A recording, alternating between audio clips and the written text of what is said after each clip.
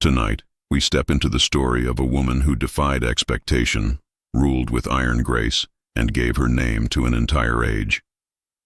Queen Elizabeth I, sometimes called the Virgin Queen, but to her enemies the foe, was far more than a monarch. She was a symbol, a survivor, and a mystery, whose life unfolded like a grand and tragic play. She was born not to triumph, but to disappointment. In 1533, the halls of Greenwich Palace hummed with tension as King Henry VIII waited for the son he so desperately craved. His new wife, Anne Boleyn, clever, ambitious, and bold, had promised him a male heir. But on September 7th, the midwives brought him a daughter instead.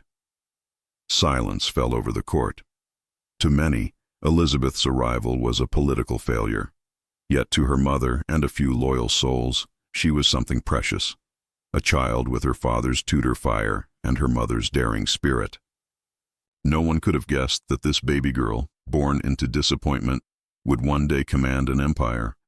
Her early years were shadowed by loss. Before she turned 3, her world collapsed. Anne Boleyn was arrested, accused of adultery and treason, and taken to the Tower of London. Days later, she was beheaded. Elizabeth, suddenly the daughter of a disgraced queen, was declared illegitimate and stripped of her title. Her royal cradle was replaced by quiet exile in the countryside, passed between households, watched more than cherished. She lived in privilege, yes, but also in danger. She watched as her father married again and again, each new queen rising and falling like the tide. And through it all, Elizabeth learned to be still, to listen, to observe. Her education became her refuge. Entrusted to the finest scholars of the age, she devoured Latin, French, philosophy, and theology with astonishing speed. She read Cicero and Seneca, wrote letters in flawless Latin, translated Greek texts, and spoke Italian and French with elegance. More than just a noblewoman in waiting, she was becoming one of the most intellectually brilliant women in Europe. But knowledge alone wouldn't shield her from peril. When her half-brother Edward II took the throne, Elizabeth kept her head down. And when her half-sister Mary, fiercely Catholic and deeply suspicious of Protestants, became queen, Elizabeth's life grew even more precarious. Whispers accused her of plotting with rebels. In 1554, following a failed uprising against Mary, Elizabeth was arrested and taken to the Tower of London, the very place where her mother had died. For weeks she lived under the shadow of execution, surrounded by cold stone and silence broken only by distant footsteps and the call of ravens. Yet she did not break. With careful words, measured emotion, and unshakable poise, she navigated the treacherous currents of suspicion. Eventually she was released, not because she was proven innocent, but because she had made herself too dangerous to kill and too clever to convict. When the bells of London tolled in 1558 for Queen Mary's death, the kingdom held its breath. A woman once branded illegitimate, once imprisoned in the Tower, now stood to inherit the crown. At just 25, Elizabeth Tudor became Queen of England. She rode through the capital on a white horse, the November air sharp with wood smoke and the scent of change. The people cheered, throwing their caps in the air, kneeling in the muddy streets. She smiled, radiant, composed, but inside, she knew the enormity of what she carried. England was fractured, bankrupt, divided by faith, surrounded by enemies. Many doubted a woman could rule alone. But Elizabeth had spent her entire life preparing for this moment. Her coronation in January 1559 was a spectacle of gold, crimson, and incense. But her reign began not with pageantry, but with purpose. One of her first acts was to restore the Church of England, this time with nuance and restraint. She refused to ignite new waves of persecution. Instead, she sought balance, favoring peace over fanaticism. Around her, she gathered trusted advisors. William Cecil, steady and wise; Francis Walsingham, master of secrets; Nicholas Bacon, a pillar of her council. Together they forged a government built on intelligence, not fear. Then came the question that would follow her for decades: marriage. Parliament pressed her to wed. Foreign courts sent princes like gifts wrapped in treaties. Yet Elizabeth never said yes. She once told her council, I am already bound unto a husband, which is the kingdom of England. In a world that expected women to follow, she chose to lead, alone. Suitors came and went. Philip II of Spain, the Archduke Charles of Austria, the Duke of Anjou. Each represented a possible alliance, a shift in Europe's balance of power. But Elizabeth played the long game. She kept them hoping, drawing out courtships for years, only to let them fade into diplomatic silence. She used the promise of marriage as a tool, never surrendering control. At court, her closest companion was Robert Dudley, handsome, charming, known to her since childhood. Rumors swirled, especially after the sudden and suspicious death of his wife. Yet even he never wore the crown beside her. Her refusal to marry made her a curiosity and a concern, a queen without a king, a woman ruling alone, a realm without a clear heir. But Elizabeth turned what others saw as weakness into strength. She crafted a new identity, the Virgin Queen. Artists painted her not just as a monarch, but as a myth, draped in pearls, bathed in golden light, set apart from mortal desires. She belonged not to any man, but to England itself. In truth, her choice was both deeply personal and brilliantly political. By refusing to share her crown, she ensured that power remained hers alone. And in doing so, she secured not just her reign, but her legend. Elizabeth had seen too clearly what marriage could cost. She'd watched queens before her own mother among them, lose everything to the politics of union. Their freedom, their voice, sometimes even their lives. She understood how a husband could become a rival, how love could be twisted into leverage, how easily a crown could slip from a woman's head into a man's hands. Sovereignty, to Elizabeth, was not something to be shared. It was the very core of who she was. So she walked alone, and with every passing year, that choice echoed more powerfully across her kingdom and beyond. She was not merely England's ruler. In the eyes of her people and in her own heart, she had become England's bride, devoted, unwavering, and unyielding. As her reign deepened, her court blossomed into something extraordinary. It was more than a seat of government. It became a living stage where poetry, art, wit, and ambition performed under the Queen's ever-watchful gaze. Whitehall and Richmond shimmered with silk and gold. Courtiers arrived in ruffled collars, jeweled sleeves, and velvets dyed in the richest hues, each hoping to catch the Queen's eye. But beneath the glitter lay a quiet battlefield. Every smile, every glance, every carefully chosen phrase was a move in a high-stakes game for favor. Elizabeth not only tolerated this, it delighted her. She thrived on spectacle. Masks, dances, and lavish entertainments filled the royal calendar. Poets like Edmund Spenser penned verses that cast her as a goddess. Artists painted her not as a mortal woman, but as an eternal symbol, draped in pearls, emblems of purity, surrounded by celestial globes, her expression serene and ageless. These weren't mere compliments. They were calculated acts of statecraft, reinforcing her image as a ruler touched by divine purpose. And then, of course, there was William Shakespeare. Though he never performed directly before her in his early years, his rise mirrored the cultural flowering she nurtured. His plays, steeped in themes of ambition, betrayal, loyalty, and fate, reflected the very currents that swirled around Elizabeth's throne. But court life was never just elegance. Danger lived in the shadows, rivalries festered, factions formed in hushed corners. Spies, many orchestrated by her spy master Francis Walsingham, listened at every door. Elizabeth managed it all with astonishing finesse. She played favorites, lifting men like Robert Dudley, Walter Raleigh, and the Earl of Essex to dazzling heights, only to withdraw her favor the moment they overreached.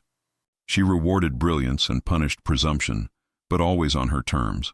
Through it all, William Cecil remained her anchor, steady, loyal, and wise. With him at her side, she struck a delicate balance, enough freedom to keep the court vibrant, but never so much that it threatened her command. Even as the years wore on, Elizabeth rarely let the mask slip. Her face grew more painted, her wigs more elaborate, her gowns more opulent, not out of vanity, but necessity. It was all part of the performance. She was crafting an image that would outlive her mortal self. To her people, the court was a mirror of her reign, majestic, intelligent, and fiercely controlled.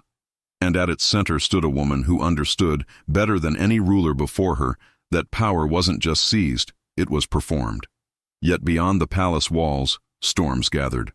Elizabeth's reign, for all its brilliance, was shadowed by constant threats, some foreign, some domestic, and some born of blood.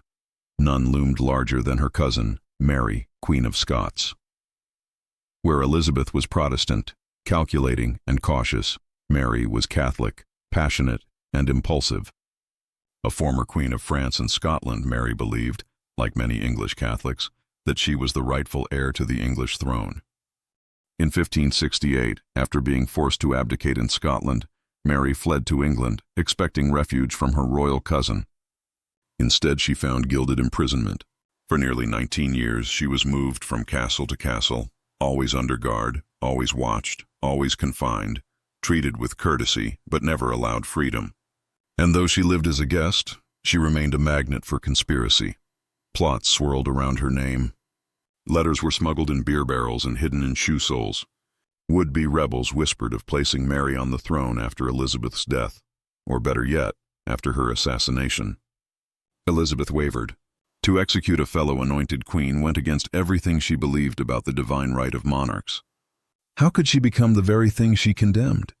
But the threats grew bolder. In 1586, the Babington plot was uncovered, a direct plan to kill Elizabeth and free Mary. This time, the evidence was irrefutable. Mary's own hand appeared on letters endorsing the conspiracy. Torn between principle and survival, Elizabeth agonized. She signed the death warrant, then hesitated, then signed again. On February 8, 1587, Mary was beheaded at Fotheringhay Castle. She wore crimson, the color of Catholic martyrdom. When the axe fell, shock rippled across Europe. Elizabeth retreated into silence for days. Publicly, she claimed the execution had proceeded without her final command. Privately, she carried the weight of what she had done. The act saved her throne, but it cost her something deeper. From that moment on, she trusted fewer people. Her decisions grew heavier. She had learned, in the most painful way possible, that to wear the crown was also to bear its consequences, even when they broke your heart. Then, in 1588, the greatest test of her reign arrived, not from within, but from across the sea. Decades of tension between Protestant England and Catholic Spain finally erupted into open war. King Philip II of Spain, once Elizabeth's suitor, now her sworn enemy, launched the Spanish Armada, more than 130 ships, carrying over 30,000 men, sent to crush England and restore Catholic rule. England was outmatched in size and firepower. But Elizabeth had other weapons: speed, strategy, and unshakable resolve. As the Armada approached, she rode to Tilbury to address her troops. Clad in a silver breastplate over a white gown, she delivered words that would echo through history. I may have the body of a weak and feeble woman, but I have the heart and stomach of a king, and of a king of England. 2. The battle itself was fought at sea. English ships, smaller and nimbler, harried the Spanish fleet through the Channel. Fireships sent the Armada into chaos off Calais. Then, as the Spanish tried to retreat north around Scotland and Ireland, furious storms shattered their formation. Ships sank. Men drowned. Of the great, invincible Armada, fewer than half returned to Spain. The victory was more than military. It was mythic. A small, once divided nation had defied the greatest empire on earth and survived. Elizabeth's legend swelled. Paintings now showed her with one hand resting on a globe, her gown embroidered with eyes and ears, symbols of her ever-watchful power. She was no longer just a queen. She was Gloriana, the embodiment of England itself. In the years that followed, Elizabeth reigned at the height of her glory. Ambassadors bowed. Coins bore her likeness. Her name was sung in ballads and hymns. But time, relentless and indifferent, could not be commanded. As she entered her 50s and 60s, the circle around her grew thinner. William Cecil, her faithful counselor for 40 years, passed away. Robert Dudley, perhaps the only man who had ever truly touched her heart, died suddenly in 1588. When the news reached her, she locked herself away for days, refusing food, lost in grief. The court, Once alive with laughter and poetry, grew colder. New faces arrived, hungry for influence, but few earned her trust. Her days remained filled with ceremony and statecraft, but her nights, more and more, belonged to silence. The Virgin Queen, who had given everything to her kingdom, now stood alone in the long twilight of her reign, surrounded by echoes of the past and the quiet weight of a crown that had demanded everything and given her immortality in return. One of Elizabeth's final favorites, Robert Devereux, the Earl of Essex, embodied the growing turbulence of her twilight years. Young, magnetic, and brimming with ambition, he quickly captured not only the Queen's favor, but also her affection. Yet his impetuous nature would prove his undoing. He defied her orders during a military campaign in Ireland, returned to England without permission, and when his influence began to wane, launched a rash and ill-conceived rebellion in 1601. The uprising collapsed within days. Heartbroken but resolute, Elizabeth had no choice but to sign his death warrant. When Essex was executed for treason, another fragment of her spirit faded with him. By then, the kingdom itself was straining. Decades of war, especially the long conflicts with Spain, had drained the treasury. Prices rose, harvests faltered, and the once vibrant court grew more ceremonial than alive, lavish on the surface but hollow beneath. Still, the people loved her. To them, Elizabeth was more than a monarch. She was the living soul of England, steadfast, proud, and unbroken by time or trial. In her final years, she refused to name a successor, fearing that doing so would invite plots and weaken her authority while she still breathed. She stood alone, increasingly weary, yet unwilling to loosen her grip on the crown. The grand pageants that once filled her court became rare. The music softened. The lights dimmed. But the crown never left her head. She concealed the marks of age beneath layers of white lead makeup, her once fiery red hair now hidden under an elaborate wig. Yet even as her strength ebbed, she remained commanding, standing tall in her towering gowns, her voice still sharp with regal authority. In those quiet final years, she held fast to one thing above all, her image. She understood long before others did that her legacy would outlive her mortal form. By the dawn of 1603, Queen Elizabeth I, called the second in error in some records, though she was the first of that name, was a woman at the end of an extraordinary journey. She had ruled England for 44 years through rebellion, invasion, plague, and Renaissance. Now at 69, she was exhausted.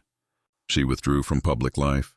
Her appetite vanished, her frame grew thin, and she often sat for hours in silent contemplation beneath the windows of Richmond Palace, gazing out over the river she had loved. Those closest to her sensed the end was near. Yet she refused to take to her bed, perhaps out of pride, perhaps because a monarch lying down was seen as a monarch preparing to die. Instead, she sat for hours on cushions on the floor, dressed in white, wrapped in stillness. When her physicians urged her to rest, she replied with quiet dignity, "Must is not a word to be used to princes." In her final days, she is said to have indicated James VI of Scotland as her successor, the son of Mary, Queen of Scots, the cousin whose execution had haunted her for years. It was fate come full circle. The child of the woman she had condemned would now inherit her throne. There was no anger in this choice, only acceptance of what must be. On March 24, 1603, Elizabeth I, the Virgin Queen, passed away in her sleep. The news swept through London like a cold wind. Church bells tolled. Black drapery covered doorways and windows. Her people mourned, not just the loss of a ruler, but the closing of an era. The Tudor dynasty, which had begun with fire and ambition, ended with silence and grace. Yet something unexpected happened in the years that followed. Elizabeth's legend did not fade, it flourished. She was remembered not as the frail, aging woman who died in solitude, but as Gloriana, the radiant queen who stood against empires, who presided over a golden age of poetry, exploration, and national pride. She became myth. To this day, she remains one of the most admired women in history, a queen who ruled alone, defied expectation, and gave her name to an age of brilliance. She was born in scandal, raised in fear, crowned amid doubt, and yet she died not just a queen, but a legend. Though her voice has long been silent, the echoes of her reign still shape the soul of a nation. England was her husband, and history, her child. Long before modern hospitals, sterile instruments, or electric lights, The people of ancient Egypt practiced medicine along the fertile banks of the Nile. In this golden land, beneath a sky of blazing sun and soft starlight, healing was both a sacred duty and a necessity of daily life. The Egyptians believed that health was a divine gift, and illness a sign of imbalance, whether spiritual, cosmic, or physical. To be unwell was not merely to suffer in the body, but to be out of harmony with the gods, the world, and oneself. Thus, medicine was inseparable from religion, magic, and ritual. Healing often began not with diagnosis, but with prayer. Temples served as the first hospitals, sanctuaries of stone and incense where priest-physicians listened to the sick, touched their brows, recited spells, and prepared herbal remedies with meticulous care. They called upon Thoth, the ibis-headed god of wisdom and writing, who was believed to have gifted humanity with the knowledge of healing. They also invoked Sekhmet, the lion-headed goddess of both plague and protection, feared for her wrath, revered for her power to cure. But the Egyptians were also keen observers. They cleaned wounds with wine or Nile water, bound them in clean linen, and knew which herbs eased fever, which oils soothed burns, and which minerals stemmed bleeding. Their medical knowledge was recorded on fragile papyrus scrolls, carefully guarded by temple scribes and passed only to the trusted. They understood patterns in disease, the importance of cleanliness in childbirth, and the deadly nature of infection. For them, healing required both hands and words, skill and reverence.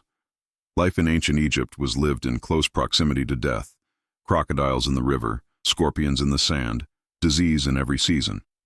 Yet it was also a life of beauty and order. People bathed daily, anointed their skin with oils, chewed herbs for fresh breath, and treated their bodies as sacred vessels. Medicine was not just about survival, it was about preservation, of health, of dignity, and ultimately, of the soul. In this world, a healer was never just a doctor. He was a priest, a scholar, a bridge between the human and the divine.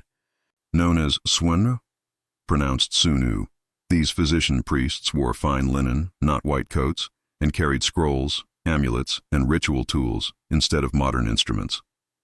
They served both the sick and the gods who watched over all life. One of the most revered figures in this tradition was Imhotep, a real man who lived over 4,000 years ago. A physician, architect, and sage, he was so admired that after his death, he was deified as the god of medicine. Shrines were built in his honor, and centuries later, people still prayed to him for protection from illness. At the heart of Egyptian medicine lay a profound belief.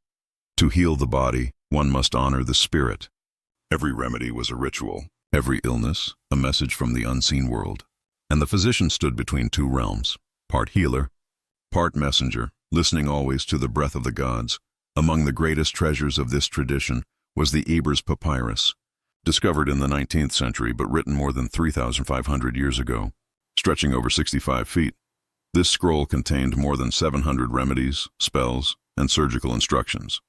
It treated everything from eye infections and stomach pain to broken bones, hair loss, breathing troubles, and even what we might now recognize as mental distress. It was not merely a medical text. It was a window into an ancient worldview where the body, the spirit, and the cosmos were deeply intertwined. In the land of the Nile, healing was both science and prayer, a whispered offering to eternity. To the ancient Egyptian healer, diagnosing an illness was never a hurried act. The body, after all, was far more than flesh and bone. It was a vessel woven from spirit, emotion, and destiny. To understand what ailed someone meant looking beyond symptoms to uncover signs, beyond the surface to the story beneath. The physician-priest would begin by listening, not just to the patient's words, but to the rhythm of their breath, the tone of their voice, the light in their eyes. He might gently feel the pulse, not to count heartbeats as we do today, but to sense the flow of life through the body's hidden channels, the me too, detecting tension, blockage, or imbalance. He examined urine, sweat, and stools for color, smell, or unusual texture. He studied the tongue, the skin. Was it hot or clammy, pale or flushed, dry or slick with oil? But even these physical clues were only part of the picture. The deeper question always lingered. Why now? Illness, to the Egyptians, had cause, but it also had context. Was this divine punishment? A curse from a rival? An unseen spirit clinging to the soul? In ambiguous cases, the healer turned to divination. He might consult the Book of Dreams, interpreting visions the patient had while sleeping. A dream of falling could signal lost protection. One of drowning might mean the soul was overwhelmed. Temples even maintained special dream incubation chambers where the sick would sleep, hoping the gods themselves would send a cure through the night. Some healers drew sacred symbols in the sand or cast bones to read patterns. Others watched the flight of birds, listened to the wind whispering through papyrus reeds, or sought omens in the stars. For those suffering mental anguish, confusion, visions, deep sorrow, the diagnosis might be spiritual possession. The remedy? A careful blend of calming herbs, soothing words, and powerful incantations to drive out the intruder from the mind. In Egypt, to diagnose was not merely to name a disease, it was to understand its origin, its message, and its place in the patient's life. Every illness had a beginning, a reason, and, if the gods willed it, a resolution. The healer's sacred task was to trace that hidden thread and gently restore balance between body, spirit, and cosmos. And because life was sacred, so too was death. To the Egyptians, death was not an end, but a transition, a doorway to another realm. Just as the physician healed the living, he also prepared the dead. Mummification was, in essence, the final act of medicine, a 70-day ritual of purification, preservation, and protection. It began with washing the body in Nile water and fragrant palm wine. Then came the delicate removal of internal organs, the stomach, intestines, lungs, and liver, each placed in a canopic jar under the guardianship of a protective deity. The heart, believed to hold memory and soul, was usually left inside, or replaced with a scarab amulet inscribed with spells to ensure safe passage through the afterlife. The brain, considered less essential, was carefully extracted through the nose using a hooked instrument and discarded. The body was then packed in natron salt, a natural desiccant, and left to dry for 40 days. Afterward came the wrapping, a process both medicinal and mystical. Hundreds of yards of linen, often inscribed with protective spells, were layered around every limb, each finger, the torso itself. Between the folds, amulets were placed, the Eye of Horus for protection, the Ankh for eternal life, the Jed pillar for strength and stability. Priests recited the opening of the mouth ritual, symbolically restoring the senses so the soul could eat, speak, and breathe in the next world. Perfumed oils were applied. A golden mask might be set upon the face. Finally, the mummy was sealed in a sarcophagus and laid to rest in a tomb stocked with food, tools, clothing, and sacred texts. This was not vanity, it was love. It was the ultimate act of care, the final healing.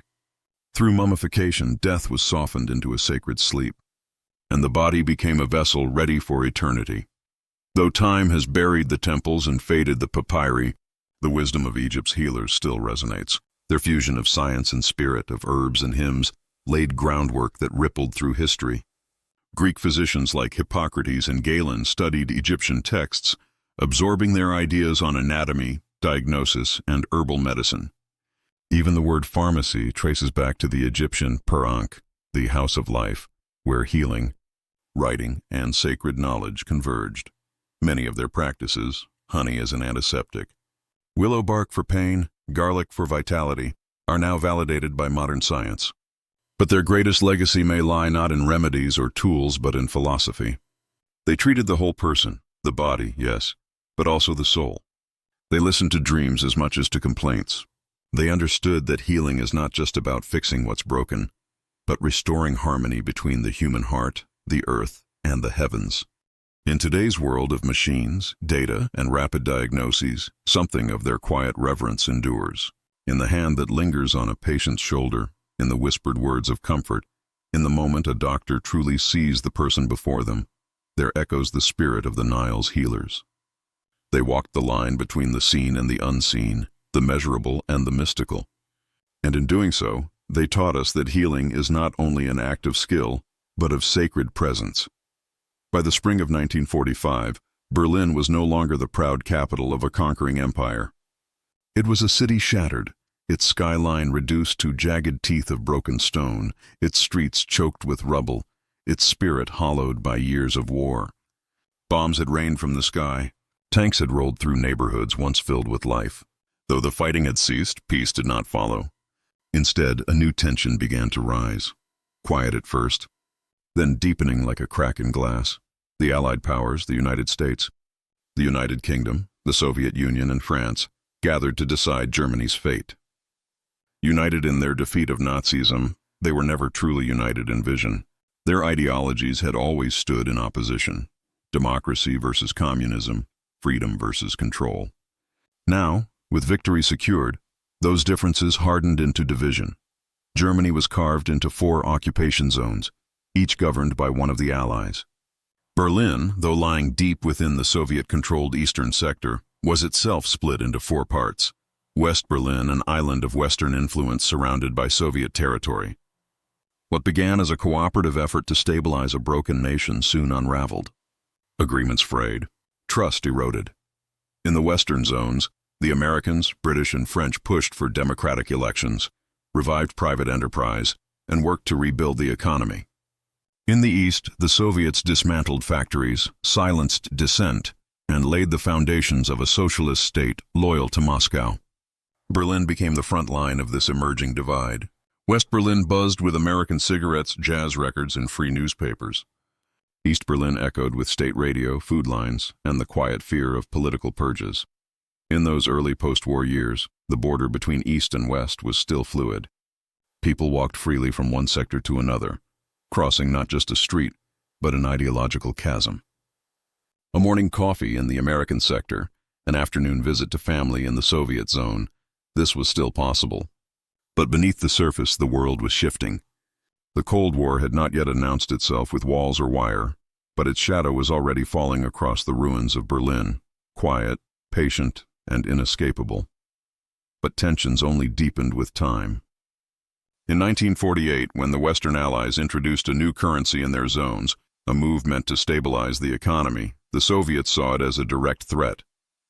In retaliation, they sealed off all road, rail, and canal access to West Berlin, cutting the city off from the outside world. It was the beginning of the Berlin blockade. The West responded not with force, but with resolve. What followed was the Berlin airlift, a breathtaking feat of logistics and determination. For nearly a year, cargo planes landed in West Berlin every few minutes, delivering food, coal, medicine, and hope. Children waved at the raisin bombers as candy rained from the sky. Against all odds, West Berlin survived, not on tanks or treaties, but on wings. When the blockade finally lifted in 1949, one truth had crystallized. Berlin was no longer just a city.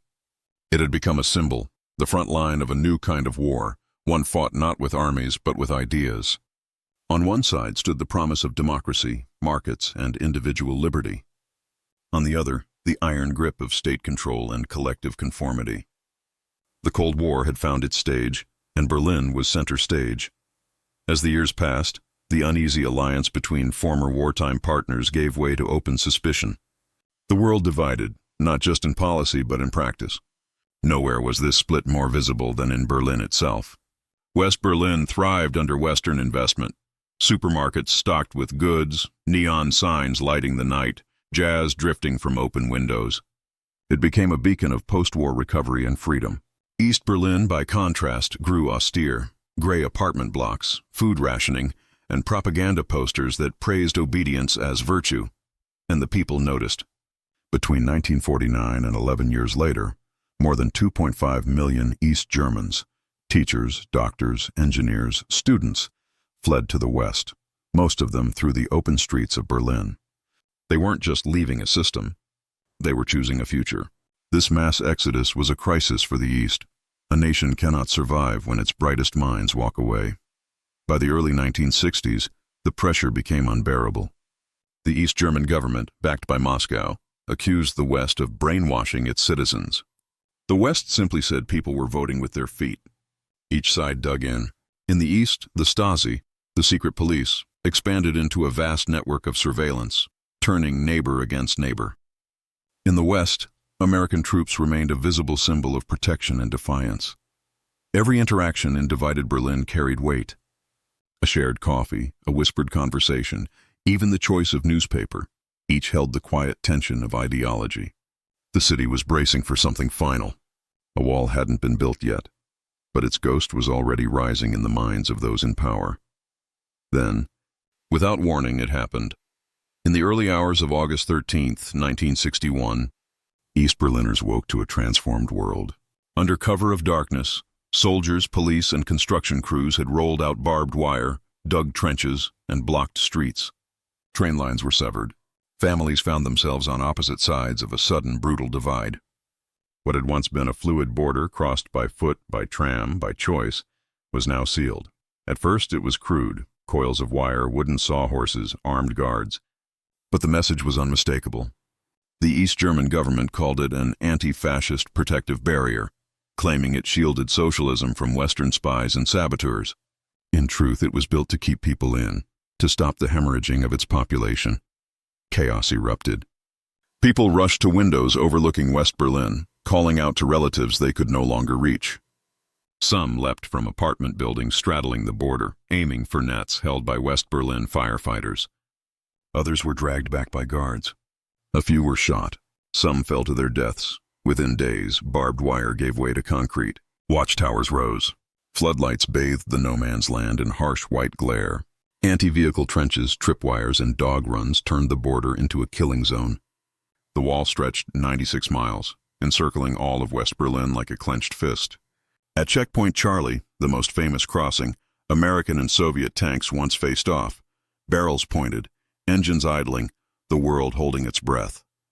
This was more than a barrier, it was a statement. Freedom now had a price. Reunion required risk. Movement became defiance. For Berliners, the wall wasn't just stone and steel. It was a wound carved through the heart of their city, their families, and their memories. After that night in August, Berlin ceased to be one city. It became two worlds living in parallel, separated by ideology, fear, and silence. West Berlin, though vibrant and free, remained an island, surrounded on all sides by hostile territory. Its cafes buzzed, its theaters thrived, and American soldiers patrolled as both protectors and reminders of its precarious existence. In East Berlin, life carried on under watchful eyes. The state provided jobs, housing, and health care, but at a cost. The Stasi infiltrated everything. Friends reported on friends. Teachers monitored students. Private words could vanish someone overnight. Yet people endured. They raised children, attended concerts, found joy in small things, but always with the quiet knowledge that their lives were not entirely their own. The wall became part of daily life. Children played in its shadow, never knowing a Berlin without it. Lovers stood on opposite sides, waving silently. Grandparents died without holding their grandchildren. Phone lines were cut. Mail was censored. Grief had to be folded small, like a photograph tucked in a drawer. Still, resistance flickered. West Berliners held candlelight vigils. East Berliners gathered in churches where hymns and quiet words became acts of courage. Poetry, music, and faith kept hope alive in the spaces the state couldn't reach, and through it all, people never stopped dreaming of escape. From the very first days, they sought ways over, under, and through the wall. Some jumped from windows. Others dug tunnels, like the famous Tunnel 57, which rescued 57 people in a single night. Hot air balloons were built in secret basements. False passports were forged. Sewers were crawled through in darkness. Each attempt was dangerous. Many failed. Some paid with their lives. But each effort was also an act of defiance, a refusal to accept that a wall could define human destiny. For 28 years, the Berlin Wall stood, cold, imposing, and seemingly eternal. Yet it could not extinguish the quiet, persistent truth that beats in every human heart, the longing to be free. And that longing, more than concrete or guns, would one day bring the wall down. Some made it across that first night, leaping, crawling, running into the arms of freedom. Others weren't so lucky. As East German authorities scrambled to seal every possible exit, windows were bricked up, alleys barricaded, and basements welded shut. But the desperation only grew sharper. Escapes became more daring, more ingenious, more heartbreaking. One group of friends spent months digging a tunnel beneath the wall, hauling dirt out in buckets by candlelight, working in silence for fear of discovery. When it was finally ready, 29 people, men, women, even children, crawled through the narrow, damp passage to freedom. Another family stitched together a hot air balloon from scraps of nylon, fueled it with propane tanks, and floated silently over the border in the dead of night. Others modified cars, hiding beneath floorboards or in secret compartments behind dashboards. One young man removed his windshield entirely, then drove full speed toward a checkpoint, ducking just before crossing so the guards couldn't see him. The gamble worked. He lived. Some tried to swim through icy canals and rivers that offered a treacherous but open path. A few succeeded. Many did not. Bullets, often faster than water, ended their journeys in the dark. In total, over 5,000 people escaped from East Berlin during the wall's 28-year reign. But more than 140 lost their lives trying. Each name became a quiet monument to courage and to the brutal cost of control. Among the most haunting was Peter Fechter, an 18-year-old bricklayer. In August 1962, he tried to climb the wall near Checkpoint Charlie. Shots rang out. He fell back into the so-called death strip, crying out for help as border guards and onlookers on both sides watched in silence. No one came. He bled to death in full view of the world. His death became a rallying cry, a symbol of the wall's inhumanity and a wound that never fully healed. For those who made it to the West, freedom was often bittersweet. Joy mixed with guilt. Liberation came with the ache of knowing parents, siblings, or friends remained trapped behind the wall. Yet every successful escape struck a quiet blow against the regime's authority. Because each crossing was more than a physical journey, it was proof that no wall, however high or heavily guarded, could extinguish the human will to be free. But not everyone could or dared attempt escape. For many in East Berlin, staying was the only option. Yet staying didn't mean surrender. Resistance took root in the quiet corners of daily life, not with guns, but with courage of a different kind. Writers smuggled manuscripts westward, publishing under pen names. Poets filled notebooks with lines too dangerous to speak aloud. Western radio, like Radio Free Europe, became a lifeline. Families gathered in living rooms with curtains drawn, volume low, listening to news, music, voices from the other side. Just tuning in was an act of quiet rebellion. Churches became sanctuaries not only for worship, but for truth. The Lutheran Church, cautiously tolerated by the state, offered one of the few spaces where people could gather openly to discuss peace, justice, and reform. In candlelit halls, citizens met to imagine a different future. Artists turned repression into expression, painting surreal visions, composing subversive lyrics, carving meaning into silence. Even graffiti, though punishable by imprisonment, became a whisper in the dark. Students passed notes in code. Families told political jokes behind locked doors. Children learned to speak in two voices, one for school, one for home. All the while, the Stasi watched. Their network was vast. Informants in universities, apartment buildings, even among friends. A careless word could mean interrogation, imprisonment, or worse.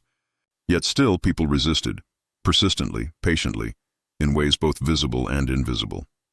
In West Berlin, solidarity movements amplified these quiet acts. Activists sent books, letters, and hope across the divide. Western musicians held concerts at the wall, their songs spilling over the concrete. In 1987, David Bowie stood just meters from the barrier and sang Heroes, a song about love and defiance, knowing it would be heard by thousands on both sides. Each note was a crack in the silence. Some resistance was dramatic. Most was slow burning. But every act, no matter how small, was a refusal to accept that the wall defined their lives. It could divide a city, but it could not fully crush the human spirit. In silence, in song, in secret smiles, resistance endured. By the mid-1980s, something began to shift, not just in Berlin, but across the Eastern Bloc. In Moscow, Mikhail Gorbachev introduced glasnost, openness, and perestroika, restructuring, signaling a softening of Soviet control. But East Germany's hardline leaders refused to follow. They clung to repression, insisting socialism would endure unchanged. Yet the people knew better. Western television broadcasts showed lives of color and choice. Travelers returned with stories of freedom. And then, in May 1989, something unexpected happened in Hungary, a fellow communist state. It began dismantling its border fence with Austria. Thousands of East Germans seized the opportunity, fleeing through Hungary to the west. The dam had cracked. Peaceful protests erupted across East Germany. In Leipzig, citizens gathered in churches and public squares, holding candles and chanting, Wir sind das Volk. We are the people. The message was clear. The government no longer spoke for them. Week after week, the crowds grew, in Dresden, in Berlin, in cities once silenced by fear. Tens of thousands marched, peacefully but resolutely. The state, built on surveillance and control, was unprepared for the power of collective, nonviolent courage. International cameras captured it all. Even East German security forces began to hesitate. Bloodshed would no longer go unnoticed or unpunished. Behind closed doors, panicked officials scrambled for a response. On November 9, 1989, during a routine press conference, an East German spokesman, confused and unprepared, stated that travel restrictions would be lifted immediately. He meant new regulations would take effect the next day. But the world heard, the border is open. Within hours, thousands gathered at checkpoints. At Bornholmer Strasse, guards were overwhelmed. No orders came from above. Phones rang unanswered. Faced with a sea of hopeful, determined citizens and no clear directive, one border guard made a choice. At 10:45 p.m., he opened the gate. What followed was pure, unscripted joy. East Berliners poured into the West, where crowds waited with champagne, flowers, and tears. Strangers embraced. Siblings reunited after decades. Lovers found each other again. People climbed the wall, not to escape, but to stand atop it, arms raised to the sky. They chipped away at the concrete with hammers, turned it into dust, into keepsakes, into history. There was no violence, no sirens, no gunfire, only laughter, weeping, and the sound of a city remembering itself. News anchors wept on air. Politicians struggled to catch up. But for Berliners, there was no debate. The wall had fallen, not by treaty or invasion, but by the quiet, unstoppable force of people who refused to be divided. That night, Berlin sang. Streets once patrolled by soldiers echoed with music, clinking glasses, and whispered reunions. The wall, which had tried to silence a city for nearly 3 decades, became the loudest silence in history, finally broken by joy. In the days and weeks that followed, the transformation accelerated. Guard towers stood empty. Bulldozers arrived. Fragments of the wall traveled the world as symbols of unity. On October 3, 1990, less than a year later, East and West Germany were officially reunified. Berlin once again became the capital of a single nation. But reunification wasn't instant harmony. Decades of separation had left deep marks, not just in infrastructure, but in memory, identity, and trust. Osses and Wesses sometimes misunderstood each other. The physical wall was gone, but emotional borders took longer to dissolve. Still, Berlin moved forward. The Brandenburg Gate, once stranded in the death strip, became a triumphal arch of unity. Streets were renamed, Soviet statues were removed, and sections of the wall were preserved, not as monuments to division, but as memorials to resilience, warning, and hope. For in the end, the Berlin Wall taught the world a timeless truth. Walls may be built of concrete and steel, but freedom is built of something far stronger: courage, connection, and the quiet. Unyielding belief that no one should live in the shadow of a barrier they did not choose. Today, Berlin is a city reborn. Its walls, once symbols of division, are now vibrant canvases covered in murals, poetry, and protest art. Trains that once stopped dead at the border now glide seamlessly from east to west. Where soldiers once stood with rifles, children laugh and play in parks. And where silence once hung heavy, music, jazz, techno, classical, flows freely through open windows and street corners. Yet memory lingers. Museums trace the wall's path through the city. Small brass plaques, set into sidewalks, bear the names of those who died trying to cross. Every year on November 9th, Berliners light candles, not just in celebration, but in quiet reflection. Because the story of the Berlin Wall is not only about division, it's about resilience. The quiet courage of those who stayed, the daring of those who fled, the voices that refused to be silenced. And in a world that still builds walls of concrete, policy, and fear, Berlin remains a whisper, a living reminder that even the tallest barriers can crumble when ordinary people choose to stand together. The wall is gone, but its lessons endure. Long before the violin took its familiar shape, the world was already filled with stringed voices, soft, trembling notes that drifted through temples, courtyards, and village squares. The idea of drawing sound from a taut string was ancient. older than written history. For centuries, people experimented with wood, gut, and bow, trying to coax from them something that resembled song. The earliest bowed instruments didn't come from Europe, but from Central Asia and the Middle East. The rebab, with its rounded body and haunting tone, traveled with traders and scholars through Islamic lands into North Africa and Spain. In Byzantium, the lyra echoed in palaces and marketplaces. In medieval Europe, the fiddle and viol, flat-backed, fretted, and often cradled on the lap, accompanied dances and troubadours' tales. These early instruments shared a spirit. If not a form, they used a bow to stroke strings, creating sustained tones that mimicked the human voice. But they lacked something: clarity, projection, agility. As the Renaissance unfolded and music grew richer, more expressive, composers longed for an instrument that could match their expanding vision. By the 15th and early 16th centuries, a new design began to emerge, not in a single stroke of genius, but through patient evolution. Luthiers, stringed instrument makers, experimented with arched backs, curved tops, and the now iconic F-shaped sound holes, seeking the perfect balance between resonance and control. 4 strings tuned in fifths became standard. The body grew smaller, more refined, and crucially, the instrument was no longer held on the lap or against the chest, but rested on the shoulder, cradled close like a companion. This wasn't just a technical shift. It was deeply emotional. It fused player and instrument into one. Though it had no name at first, this slender, expressive creation was the birth of the violin, delicate, powerful, and timeless. In the heart of northern Italy, beside the slow-flowing Po River, the quiet city of Cremona became the violin's true home. In the 16th century, this was not a city of armies or empires, but of artisans. Its streets hummed with the tap of chisels, the scent of drying varnish, and the soft strains of music drifting from workshop shutters. No one knows exactly why Cremona became the cradle of violin making. Perhaps it was the humidity, ideal for curing tonewood.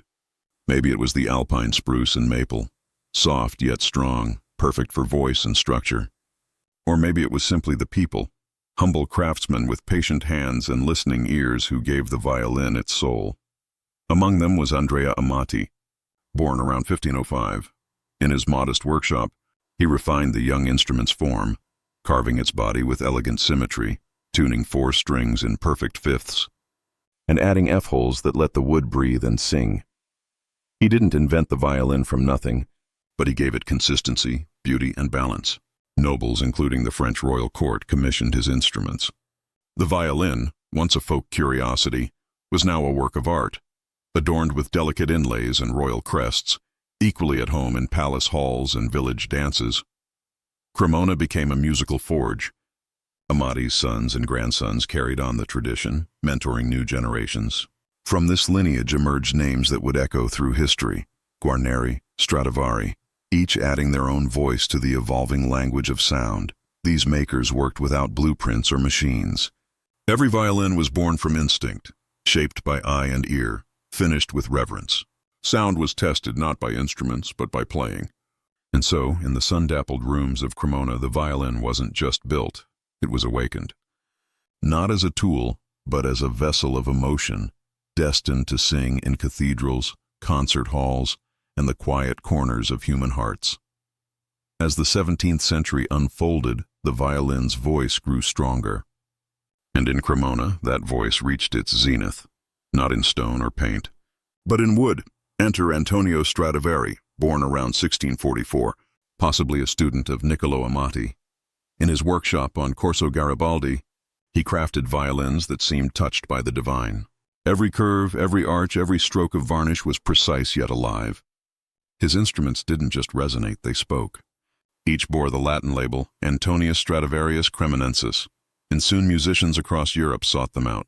They projected power in vast halls, yet retained an intimate warmth. Even today, no modern instrument has fully matched their magic. But Stradivari wasn't alone. In another corner of Cremona, Giuseppe Guarneri del Gesù, of the rival Guarneri family, crafted violins of a different spirit. Darker, fiercer, more untamed.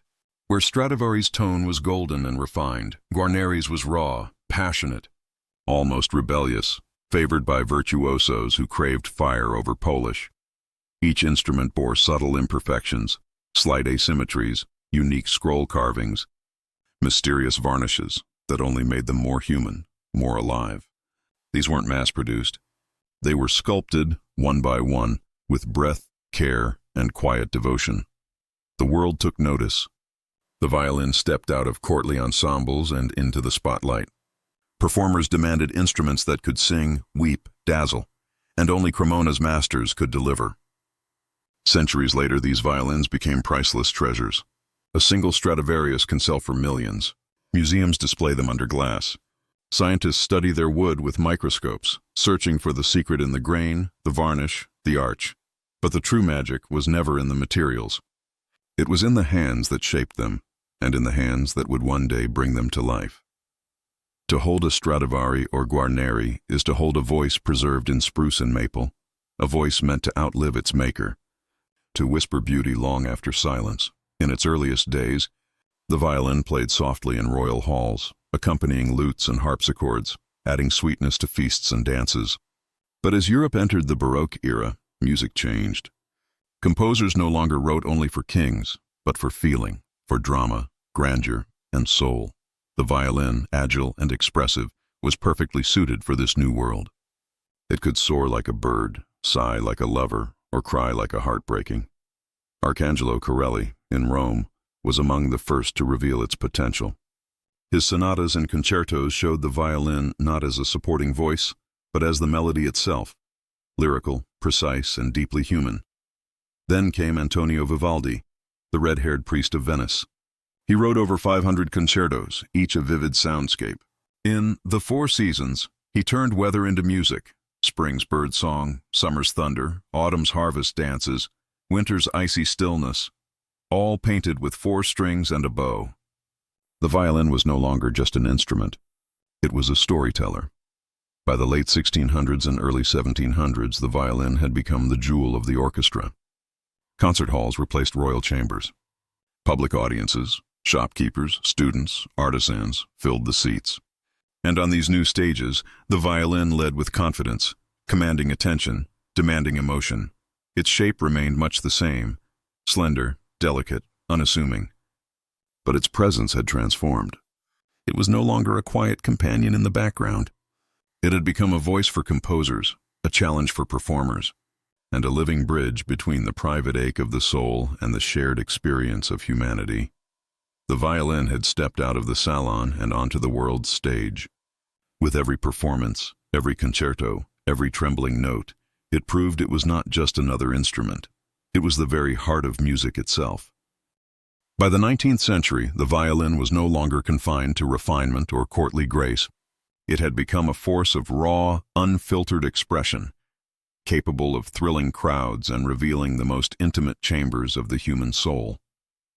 And at the center of this transformation stood a man who seemed plucked from legend, Niccolò Paganini.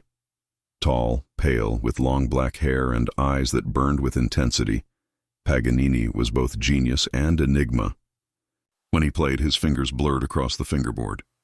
He leapt across octaves, bent notes into cries, and coaxed sounds from the violin that no one believed possible. Audiences whispered that he must have sold his soul to the devil for such power. In truth, Paganini had simply mastered the instrument beyond all precedent. He invented techniques that pushed the violin to its limits: left-hand pizzicato, double stops, rapid harmonics, turning the violin into a stage for theatrical, emotional, and almost superhuman feats. His compositions weren't just difficult, they were daring, poetic, and revolutionary. Composers took notice. Listeners were spellbound, and the violin was reborn not just as a beautiful instrument, but as a mirror of human passion. Others followed in his wake. Joseph Joachim, the soulful interpreter of Brahms; Pablo de Sarasate, whose elegance matched Paganini's fire; Fritz Kreisler, who infused every phrase with warmth, charm, and haunting lyricism. Each left their fingerprint, not only on the music, but on the very identity of the violin. Composers responded in kind. They wrote concertos that demanded more than technical skill. They demanded soul. Mendelssohn's violin concerto sparkled like moonlight on water. Tchaikovsky's burned with heartbreak and longing. Brahms thundered with depth and gravitas. The violin was asked to feel everything, and it did. No longer an accompanist or courtly ornament. The violin had become a soloist, a storyteller. In a single note, it could express what words never could: joy tinged with sorrow, fury laced with tenderness, longing that stretched across lifetimes. For the listener, the experience was deeply personal. The violin didn't just play music, it reached inside and stirred something ancient, aching, and beautiful. It had become unmistakably the voice of the soul. To play the violin is an art, but to make one is something even more elusive. A violin is not assembled. It is sculpted, coaxed from wood with patience, instinct, and centuries of inherited wisdom. No factory or machine can replicate the quiet intuition of a master luthier. It begins with wood. Not just any wood, but spruce for the top, light, resonant. Alive and maple for the back and sides, strong yet flexible. This wood must be seasoned, sometimes for decades, until it holds the perfect balance of strength and vibration. Then comes the carving, the arch of the body, the precise thickness of the plates, the elegant curve of the scroll, the exact shape of the F-holes, all shaped not by measurement alone, but by ear and feel. The luthier shaves away slivers, taps the wood, listens for its voice. The goal is not perfection, but harmony, between brilliance and warmth, projection and intimacy, and then there's the varnish, the golden mystery that still baffles scientists. The luminous glow of a Stradivarius, the smoldering depth of a Guarneri, each finished with secret blends of oils, resins, and pigments, passed down through whispers, not textbooks. Modern researchers have X-rayed, CT scanned, chemically analyzed, even 3D printed replicas of these legendary instruments. Yet none have fully unlocked their secret, because perhaps the secret isn't in the materials at all. It's in the relationship, the hours spent listening, adjusting, feeling the wood's potential. There is no manual for this, only knowledge handed quietly from one generation to the next. Even today, in small workshops from Cremona to Kyoto, violins are still made this way, by hand, by heart. Each one slightly different, because each piece of wood carries its own story, and once finished, the violin waits, silent, breathless, until a bow draws across its strings and brings it to life. It doesn't just sing, it remembers how it was made. Though born in the hands of Italian artisans, the violin was never meant to stay in one place. Its voice, so human, so adaptable, was destined to travel. Through trade, migration, and cultural exchange, it became a citizen of the world. In Ireland and Scotland, it became the fiddle, lively, earthy, the heartbeat of reels and jigs in village halls and smoky pubs. There, it wasn't formal. It was familiar, often learned by ear, passed from neighbor to child, inseparable from daily life. In India, it was welcomed into the world of Carnatic music. Held differently, resting against the ankle while seated, it was reimagined to echo the sliding singing tones of ancient ragas. It didn't replace tradition.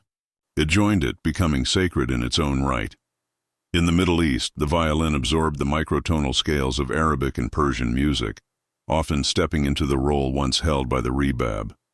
In skilled hands, it could weep with centuries of sorrow or soar with ecstatic joy. In the Americas, it wove itself into the fabric of new sounds. In the Appalachian Hills, it shaped bluegrass and old-time music. In Mexico, it danced in mariachi bands beneath wide-brimmed hats and desert stars. And in jazz, it found freedom, Stéphane Grappelli's Parisian elegance, Stuff Smith's raw, swinging energy. The instrument once confined to royal courts now improvised, swung, and roared. Every culture tuned the violin to its own soul, gave it a new accent, a new purpose, a new story. Yet the core remained unchanged. 4 strings, a curved body, a wooden bridge, and something deeper, something timeless. No matter the genre or geography, the violin kept one foot in history and the other in emotion. It could whisper like a secret or blaze like wildfire, and perhaps that's its true power. The violin doesn't belong to any one place. It belongs wherever there is feeling. When the orchestra assembles, all eyes turn to the front, the place where the violins sit. Row upon row, their polished wood gleaming under the lights, bows held in poised readiness. In this world of sound, the violin wears the crown. It is the largest section, divided into firsts and seconds. The firsts often carrying the soaring melody, bright and agile. the seconds weaving the rich harmonies beneath, creating a tapestry of sound.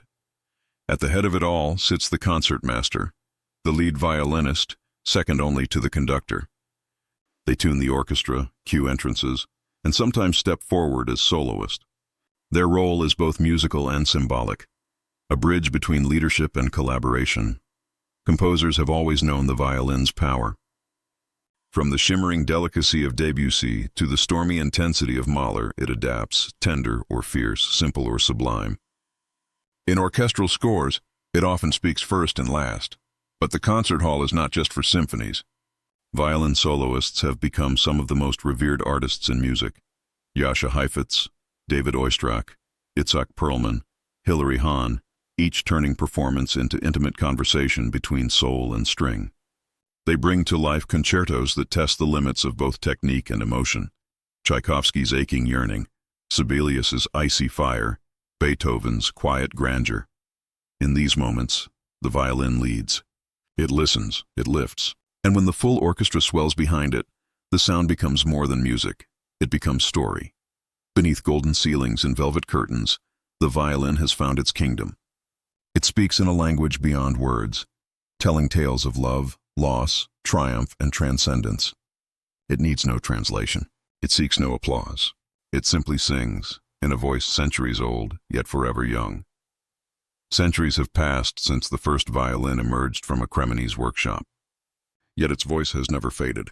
From palace chambers to subway platforms, from grand concert halls to village barn dances, the violin endures, not as a museum piece but as a living, breathing soul of music. In an age of digital sound and synthetic tones, the violin remains gloriously analog. It still begins as wood, cut, carved, shaped by human hands. It still waits in silence until awakened by bow and breath. No batteries, no wires, just tension, resonance, and tradition. New luthiers continue the craft, some in the very streets where Amati and Stradivari once worked, guided not by mass production, but by memory, mentorship, and intuition. And players, young and old, still pick up the violin for the first time with awe, as if holding something sacred. Old violins live on too. Some are passed through generations, their varnish worn smooth by time and touch. Others rest in velvet-lined cases, waiting for the right hands to draw them back to life. A Stradivarius built in 1715 can still hold an entire hall in silence with a single note. But the violin is not trapped in the past.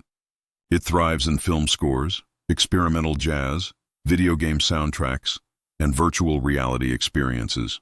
It speaks to audiences who've never heard a concerto, moving hearts that don't even know its name, because its language is universal. A cry is a cry in any tongue. A lullaby is soft in every culture. And still, after all these years, the violin holds one more miracle. It grows with you. A child's scratchy first notes slowly become the song of their life. For the listener, too, it changes. What once sounded bright may now feel nostalgic. What once brought joy might now bring tears. It evolves not in form, but in meaning. Because the violin is not just an instrument. It is a companion to emotion, a vessel for memory, a voice that never forgets. And as long as there is silence in the world, the violin will be there, ready to sing again. Of course. Here is a continuation of the story, expanding the journey of the violin into new emotional and historical territory, weaving together past and present, craft and destiny, without reaching a final conclusion. This segment flows naturally from the ending you provided, deepening the mystery and humanity of the instrument. The violin does not age like other things. It does not rust or rot or fade into irrelevance. Instead, it gathers time, absorbs it like resin into wood, transforming silence into memory and memory into song. And so, on a rain-slicked evening in present-day Berlin, in a narrow apartment overlooking Mauer Park, once part of the Death Strip, now a green lung pulsing with life, a violin waited. It rested in an open case on a wooden chair, its varnish the deep amber of old honey, its scroll slightly asymmetrical, its F-holes carved with a hand that had long turned to dust, etched faintly inside the top plate, nearly invisible unless you knew to look, were the initials G.D.G., Giuseppe Guarneri del Gesù, not one of his most famous, not one auctioned for millions beneath chandeliers in New York or London. This was a quieter instrument, one that had passed through hands both gentle and desperate, through wars, migrations, and long silences. Its current keeper was a woman named Elisa Vogt. She was 32, a restorer by trade, though she preferred the word listener. She didn't just fix violins, she listened to what they had to say. And this one, she had come to believe, was holding its breath. Elisa hadn't sought it out. It had found her. 3 months earlier, an elderly man had walked into her small workshop tucked behind a bookstore in Prenzlauer Berg. He carried a battered case wrapped in frayed twine. He didn't speak at first, just placed it on her workbench and opened it with trembling hands. Inside lay the violin, its neck cracked, its bridge shattered, its strings long snapped. "My father brought this out of Budapest in 1956, the man said, his voice thin as parchment. He never played it again. Too many ghosts, he said, but he couldn't part with it either." Elisa had nodded, her fingers already hovering above the wood, sensing the grain's tension, the subtle warping from decades of humidity and neglect. She asked no price, only time. For weeks she worked in near silence, cleaning centuries of dust from the sound post, regluing the neck with hide glue warmed over a flame, fashioning a new bridge from aged maple. She didn't rush. A violin like this wasn't repaired. It was coaxed back. And then, one evening as twilight bled into the room, she finally drew her bow across its open strings. The sound that emerged was not bright or polished. It was raw, like a voice after years of silence. Grief and resilience tangled in a single note. Elisa felt it in her ribs, in the hollow behind her sternum. She lowered the bow, eyes closed, and knew this violin wasn't finished. It had more to say, but to whom? She began to research. Tracing its provenance was like following smoke. Auction records from the 1920s in Vienna. A mention in a Budapest music journal from 1931, played by a young prodigy named Laszlo Varga. Then silence, until the 1956 Hungarian uprising, when Varga, now a music professor, vanished during the Soviet crackdown.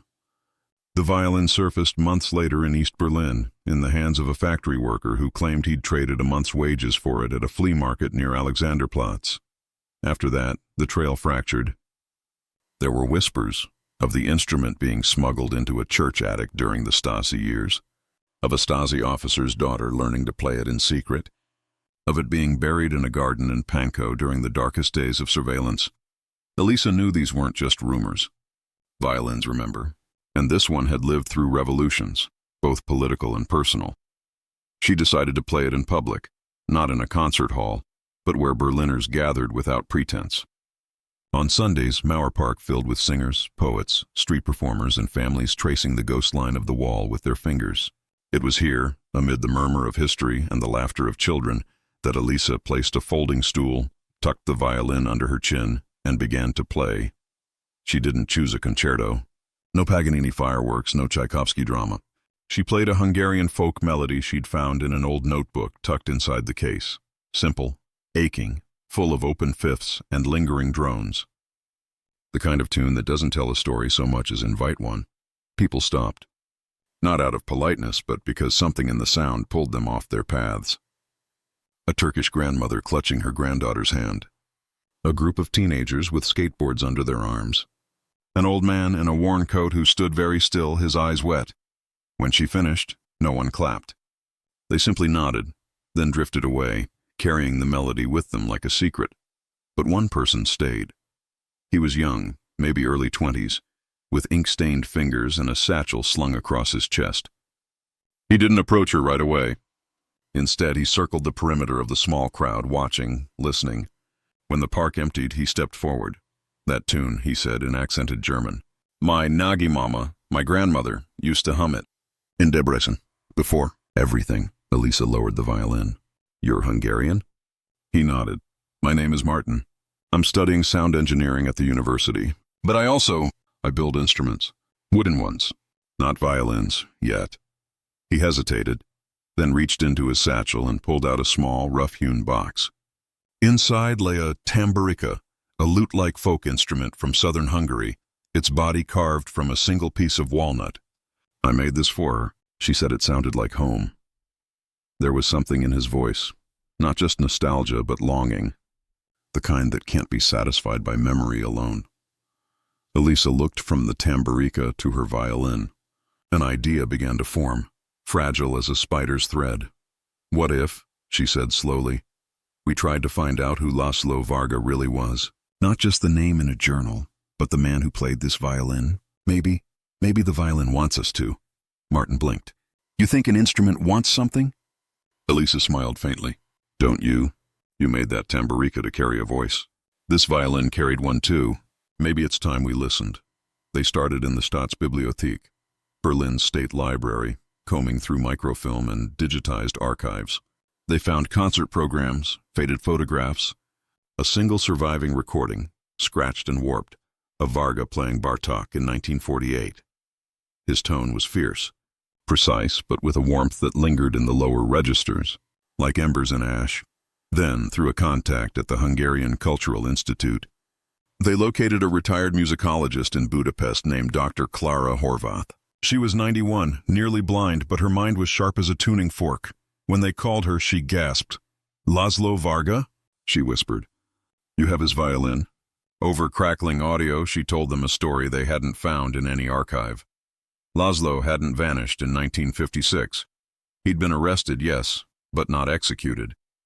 The Soviets, recognizing his talent, offered him a choice: play for them or disappear forever. He chose to play, but only under one condition. He would teach but never perform publicly, and he would keep his instrument. For 10 years he taught in a hidden conservatory in a Budapest basement, accessible only through a tailor's shop. His students weren't the children of party officials. They were orphans, factory workers, anyone with an ear for music and a hunger for beauty. Among them was a quiet girl named Eva, who played with such tenderness that Laszlo called her "my little nightingale." In 1966, during a wave of purges, the conservatory was discovered. Laszlo was sent to a labor camp in the Carpathians, but before he left, he gave Eva the violin. "Hide it," he told her. "Play it only when you're alone. And when the time is right, let it speak for all of us." Eva smuggled it out in a flour sack. She never played it again, not out of fear, but out of reverence. She passed it to her brother, who fled to East Berlin in 1968, carrying nothing but a suitcase and the violin wrapped in blankets. "That's the last I know," Dr. Horváth said, her voice trembling. "But if that violin is in Berlin, then it's come home, not to Hungary, not to the past, but to where walls fall." Elisa and Martin sat in silence after the call ended. "What do we do now?" Martin asked. Elisa looked out the window at the park, where a street artist was sketching the outline of the wall in chalk. "We don't just restore the violin," she said. "We help it tell its story." They began to record, not just the violin's sound, but its journey. Martin set up microphones in abandoned Stasi buildings, in church courtyards along the Spree River, capturing ambient noise, the hum of the city, the echo of footsteps on cobblestone, the distant chime of tram bells. Elisa played fragments of Hungarian folk tunes, Bartók etudes, even a melody she'd composed herself, inspired by the violin's voice. They layered the recordings, the scrape of a bow over a G-string, the whisper of wind through the Tiergarten, the laughter of children near the East Side Gallery. Martin called it sonic archaeology, digging not with shovels but with sound. Word spread. A small experimental music collective invited them to perform. Then a radio producer. Then a curator from the Jewish Museum who suggested an installation, the violin that crossed walls. But as the project grew, so did the weight of its silence. Who was Eva? Was she still alive? Did she have children? Grandchildren? And what had become of Laszlo Varga? One rainy afternoon, while sorting through a box of old East German sheet music Martin had found at a flea market, Elisa uncovered a faded photograph tucked between the pages. It showed a young woman standing in a sunlit courtyard holding a violin. On the back, in smudged ink, was written, "Eva, 1971, für immer." For always. Elisa's breath caught. The woman's eyes, soft but resolute, looked straight into the camera, as if daring time to forget her. Martin, studying the photo, pointed to a detail Elisa had missed. Around Eva's neck hung a small pendant, a silver bird in flight. "That's a fusfa charm," he said. Willow tree bird. In Hungarian folklore, it carries messages between worlds, between the living and the dead. between silence and song. They tracked down the photographer, a retired journalist now living in Leipzig. He remembered Eva vaguely. She worked as a seamstress, never married. But she came to the church every Sunday, sat in the back, never sang, just listened. Did she have family? Elisa asked. He hesitated. There was a daughter, but she was given up for adoption after the father disappeared. I think she lives in Dresden now. The name he gave them was Anna Weber. They didn't go immediately. They prepared. Martin recorded a short piece, just the violin playing Eva's folk melody, layered with the sound of rain on Berlin rooftops. Elisa wrote a letter, simple and honest, explaining who they were and what they'd found. When they finally stood outside Anna Weber's apartment in Dresden, the air was thick with the scent of chestnut blossoms. Anna was in her late 50s, with gray-streaked hair and eyes that held decades of unspoken questions. She invited them in without a word. The apartment was spare but warm. Bookshelves, a small piano, photographs of the Elbe River. On the wall hung a framed embroidery, a willow tree with a single bird in flight. Elisa placed the violin case on the table. Anna didn't touch it. She just stared. My mother never spoke of her past, she said finally. She said some silences were sacred, but she kept this. She opened a drawer and pulled out a small velvet pouch. Inside was the silver bird pendant. Martin played the recording. As the violin's voice filled the room, Anna closed her eyes. A single tear traced her cheek. When it ended, she reached out, not for the pendant, but for the violin. She didn't play it. She simply held it, her fingers tracing the scroll, the ribs, the F-holes, as if reading Braille. She used to say, Anna whispered, that the most important music isn't the notes you play. It's the space between them. Elisa nodded. That's where memory lives. Anna looked up. What do you want from me? Nothing, Elisa said. But maybe the violin wants to be played again, by someone who knows its story. Anna was silent for a long time. Then she said, I haven't touched a violin since I was a child. My mother taught me a few scales. Then she stopped, said it was too dangerous. Martin opened his satchel and took out a small tuning fork. May I? He struck it gently. The clear A440 hummed in the air. Anna hesitated, then lifted the violin. She tucked it under her chin, awkwardly at first, like greeting an old friend after decades apart. Her fingers, stiff with age and disuse, found the strings. She didn't play a tune. She simply tuned the instrument, G, D, A, E, each note trembling at first, then settling into place. And in that moment, something shifted. It wasn't a performance. It wasn't even music, not yet. But it was a beginning. Outside, the chestnut blossoms fell like quiet applause. The days that followed were quiet, filled with scales, long tones, and the slow reawakening of muscle memory.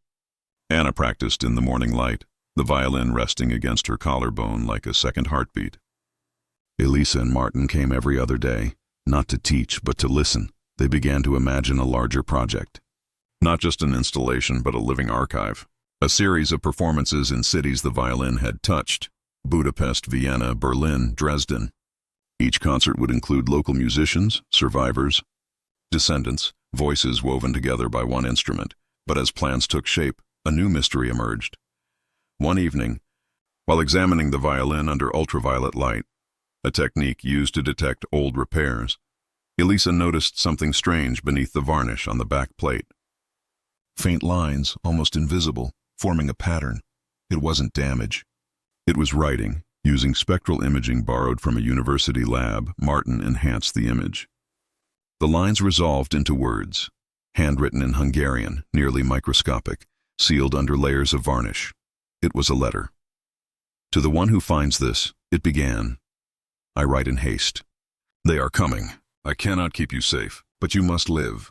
Play for the children. Play for the silence. Play for me. Levi Laszlo Varga hadn't just hidden the violin. He'd hidden a message inside it, sealed in plain sight, waiting for someone with patience and light to find it. Anna read the translation and wept. He knew, she said. He knew someone would listen.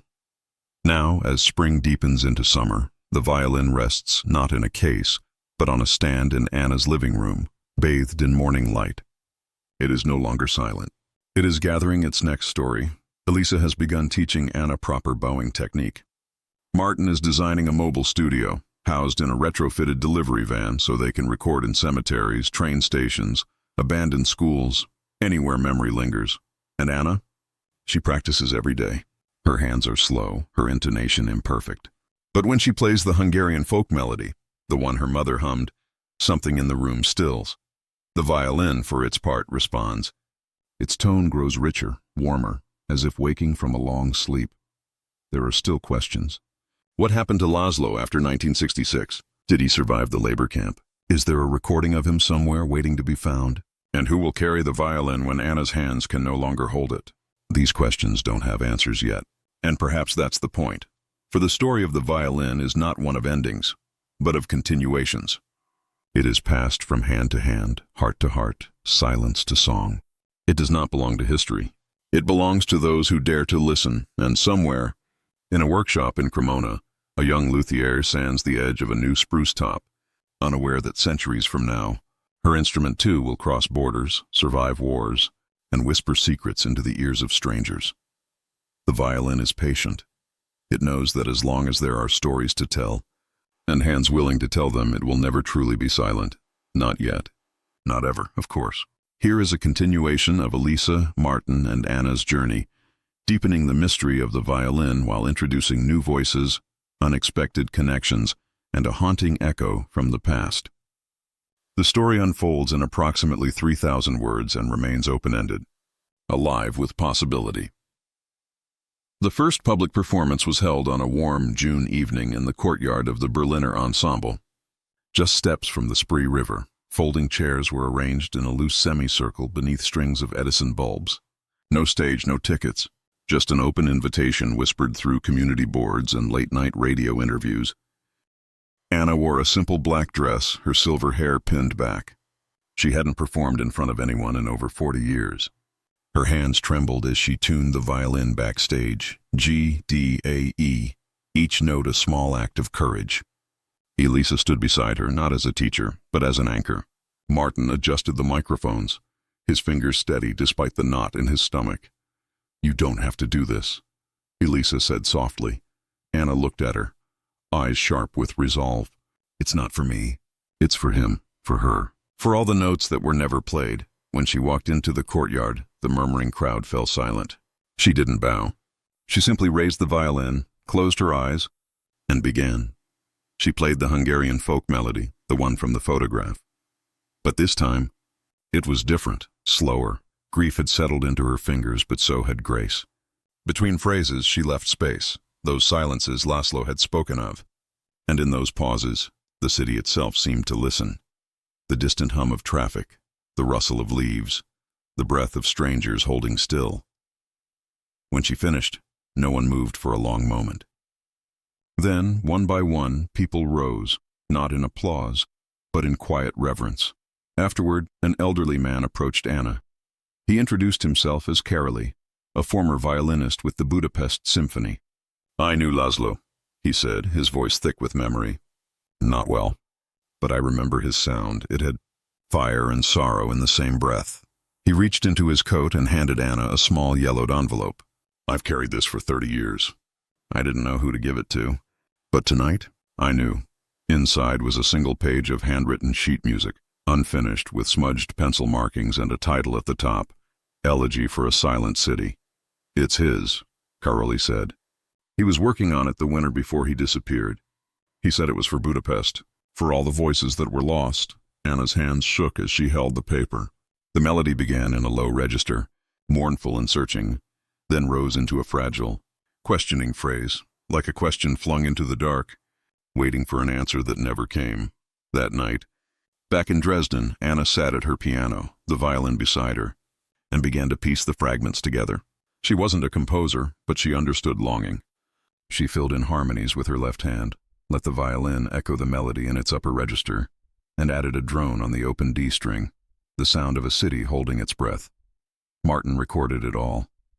He layered it with archival sounds, a 1956 radio broadcast from Budapest, the clatter of tanks on cobblestones, a child's voice singing a lullaby in Hungarian, recorded by a journalist fleeing the uprising. The result wasn't a song. It was a séance. They called it the Elegy Project, and it quickly grew beyond their control. A filmmaker in Vienna heard the recording and asked to document their journey. A historian at Humboldt University uncovered a letter in Stasi files referencing a Hungarian violin confiscated in 1969, but never logged into inventory, suggesting it had been taken privately, perhaps by an officer with a secret love for music. Then came the email. It arrived on a Tuesday morning, addressed to Elisa. The sender's name was Luca Moretti. He wrote in careful English, "I am a luthier in Cremona. My family has made violins for 5 generations. Recently, while restoring a 1742 Guarneri workshop notebook, long thought lost, I found a sketch that matches the internal markings of your instrument. The notes refer to a special order, for the son of Andras, violinist of Pest, to carry sorrow and hope in equal measure." Elisa read the message 3 times. Andras Varga, Laszlo's father, a cellist, according to old concert programs. She forwarded it to Martin and Anna. Within hours, they were on a train to Italy. Cremona in late summer was golden, bathed in honeyed light, the air thick with the scent of curing wood and espresso. Luca Moretti's workshop was nestled in a narrow alley near the Terrazzo bell tower. It smelled of linseed oil, aged spruce, and thyme. He was younger than they expected, mid-30s with ink-stained fingers and eyes that missed nothing. On his workbench lay an open Guarneri notebook, its pages brittle with age. He showed them the sketch, a detailed drawing of a violin's interior with annotations in 18th-century Italian script. One phrase stood out. Anima doppia, double soul. "This," Luca said, pointing to a faint marking near the bass bar, "is a rare technique. The maker carved a second hidden channel beneath the sound post. Not for acoustics, but for concealment. Some believe messages, even relics, were placed inside." Anna went very still. "Could it still be there?" Luca nodded slowly. "Only if the instrument was never fully disassembled and only if you're willing to risk it. Opening the violin would mean cutting the top plate, a violation of its integrity, a break in its unbroken lineage." Elisa hesitated, but Anna placed a hand on the case. If Laszlo wanted it found, he would have made sure it could be. The procedure took 3 days. Luca worked with the precision of a surgeon, using steam to soften the ancient glue, micro-chisels to separate the seams. Elisa held the pieces. Martin filmed in silence. On the 3rd evening, as the last sliver of wood gave way, a small object fell into Luca's palm. It was a rolled strip of parchment, sealed with wax imprinted with a tiny bird, the same willow bird pendant Anna wore. Inside, written in Laszlo's hand, was not a message, but a list. Names, dozens of them. Students from the hidden conservatory, addresses, dates, and beside each, a single word: escaped, imprisoned, alive, gone. At the bottom, in a different ink, added years later, was one more line: "If you read this, the music survived." "Pass it on," Anna wept. "Not from sorrow, but from awe." This wasn't just a violin. It was an archive, a testament. They spent the next week in Cremona, cross-referencing names with historical records. Some led to dead ends. Others sparked new threads. One name, Ilona Kovac, matched a woman now living in Toronto. Another, Miklos Rives, was listed as deceased. But his grandson, a jazz clarinetist in New Orleans, had just posted a video online playing a Hungarian folk tune on his instrument. The world was still singing Laszlo's song. It had just changed keys. Back in Berlin, they decided to expand the Elegy project into a global collaboration. They invited musicians from every place the violin had touched to contribute their own interpretations of the Elegy for a Silent City.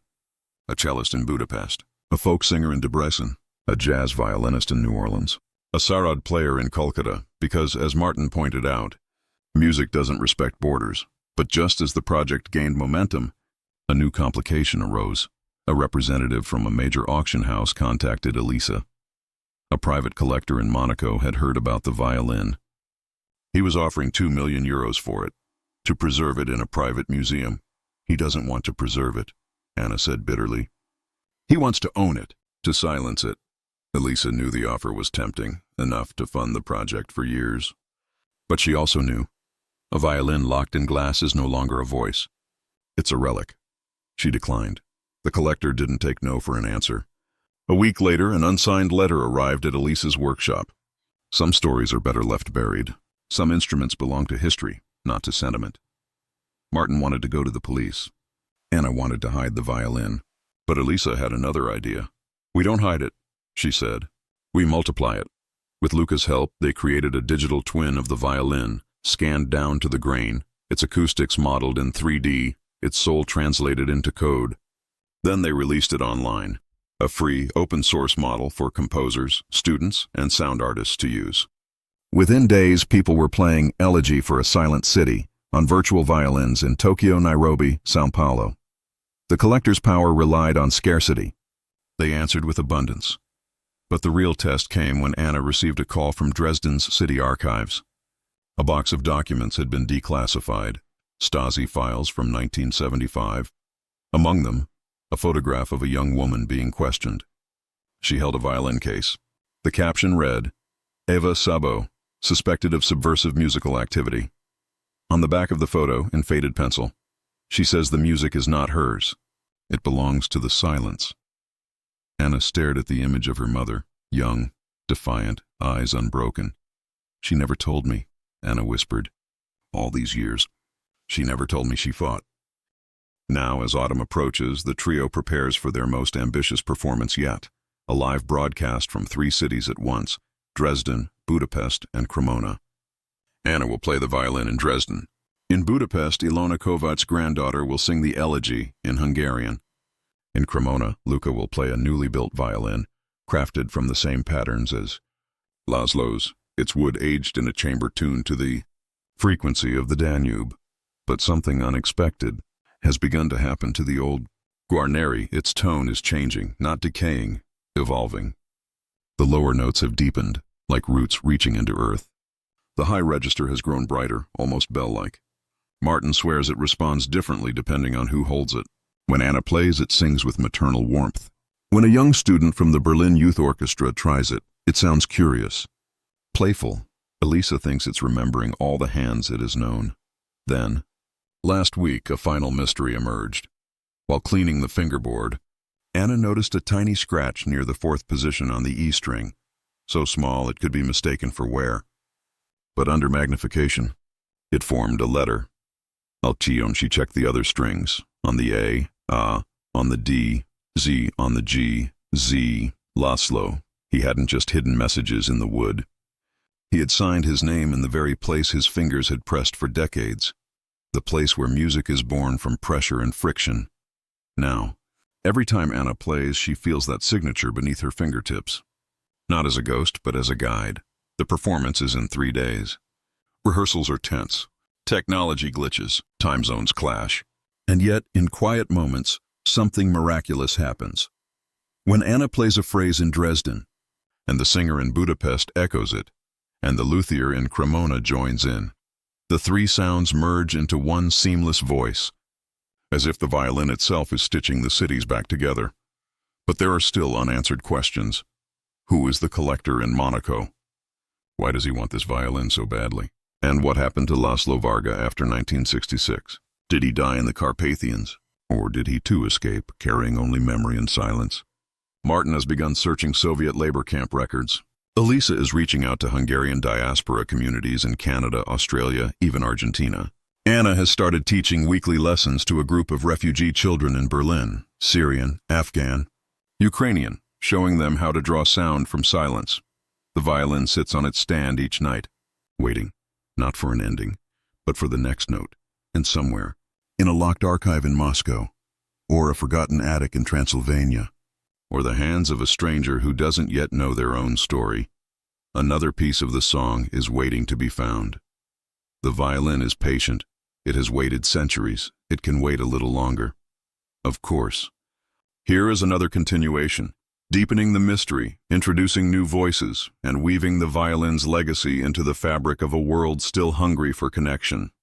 This segment flows from the previous chapter, expanding the global resonance of the instrument while preserving its enigmatic heart.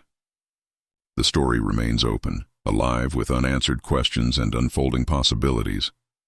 The Tri-City performance, Dresden, Budapest, Cremona, should have been the climax. Instead, it became a doorway. It began at dusk in Dresden. Anna stood in the Frauenkirche, its reconstructed dome glowing like a lantern.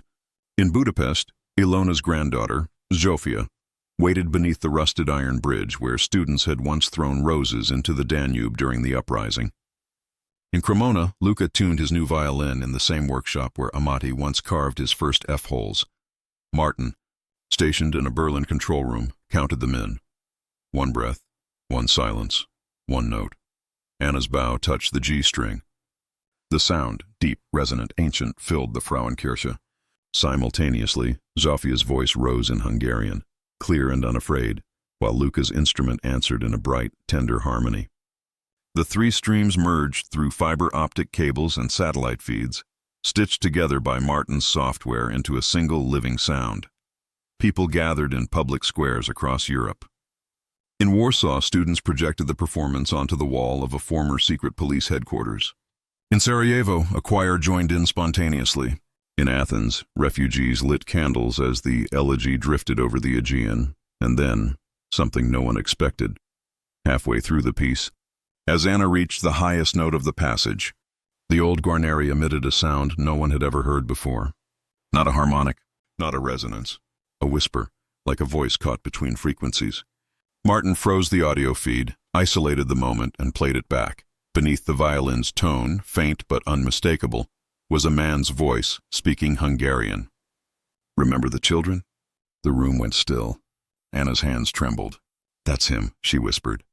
"That's Laszlo." They played it again, and again. Each time the voice emerged only when the violin was played in a specific acoustic space. The Frauenkirche's dome, with its unique reverberation time, had unlocked something sealed in the wood for decades. Scientists from the Technical University of Berlin analyzed the recording. They concluded it wasn't a recording in the modern sense. No magnetic tape, no digital artifact. Instead, they theorized that the intense emotional and physical vibrations of Laszlo's final performances, perhaps during his last days in the hidden conservatory, had subtly altered the molecular structure of the wood. Over time, under just the right conditions of humidity, temperature, and acoustic pressure, those vibrations could be replayed, like grooves on a wax cylinder. The violin hadn't just carried his music. It had absorbed his voice. News of the speaking violin spread like wildfire. Skeptics called it auditory pareidolia, wishful hearing. But others listened and wept. A retired Stasi archivist in Leipzig came forward with a confession. His father had been ordered to confiscate the violin in 1971, but couldn't bring himself to do it. He said it sounded like his mother singing, the man explained. He hid it in a piano for 6 months, then returned it to Eva under cover of night. Then came the email that changed everything. It arrived at 3 a.m., addressed to Anna. The sender used an encrypted server. But the message was simple. "I know where he is buried. Meet me in Siget. Come alone. Bring the violin." Siget, a town in northern Romania near the Ukrainian border, infamous for its Soviet-era prison. Anna showed the message to Elisa and Martin. They argued fiercely against her going.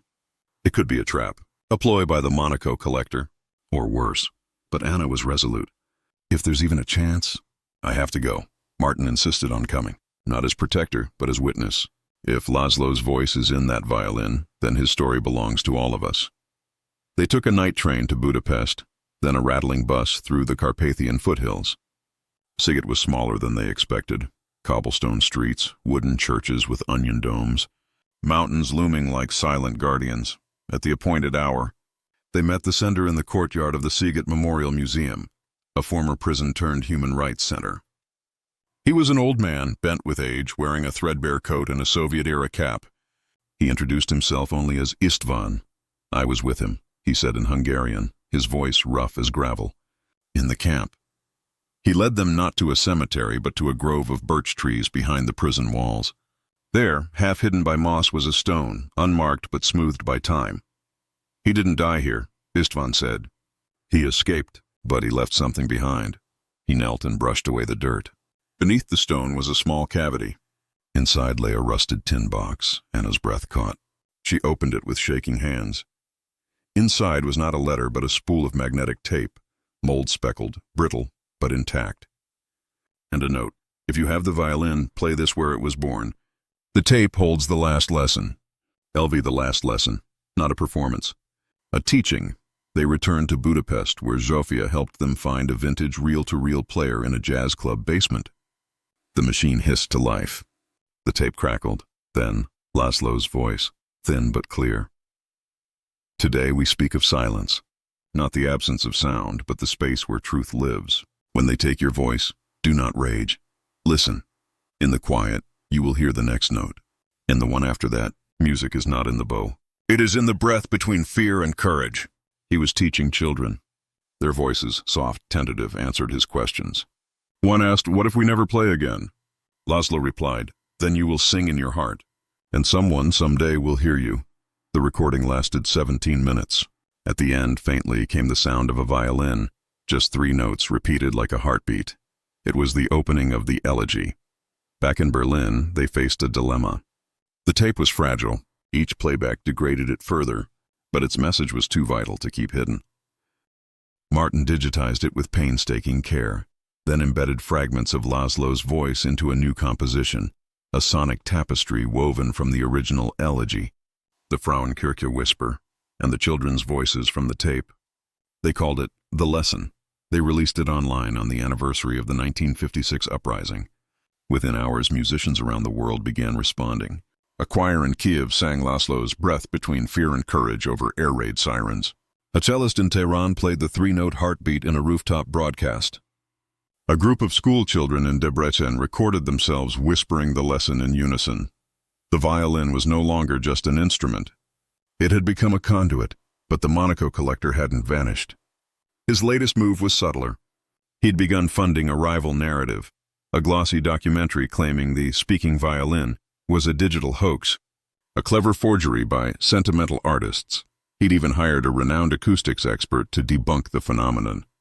Elisa knew they couldn't fight lies with more words. They needed proof, which is how they found themselves in the Carpathians, guided by Istvan's fragmented memories, searching for the ruins of the hidden conservatory. It took 3 days of hiking through mist-shrouded forests. Then, beneath a collapsed stone wall overgrown with ivy, they found it. A cellar, its entrance sealed by time. Inside, the air was cold and dry. On a wooden shelf, dust-covered but intact, sat a crate of sheet music, Laszlo's arrangements, annotated in his hand.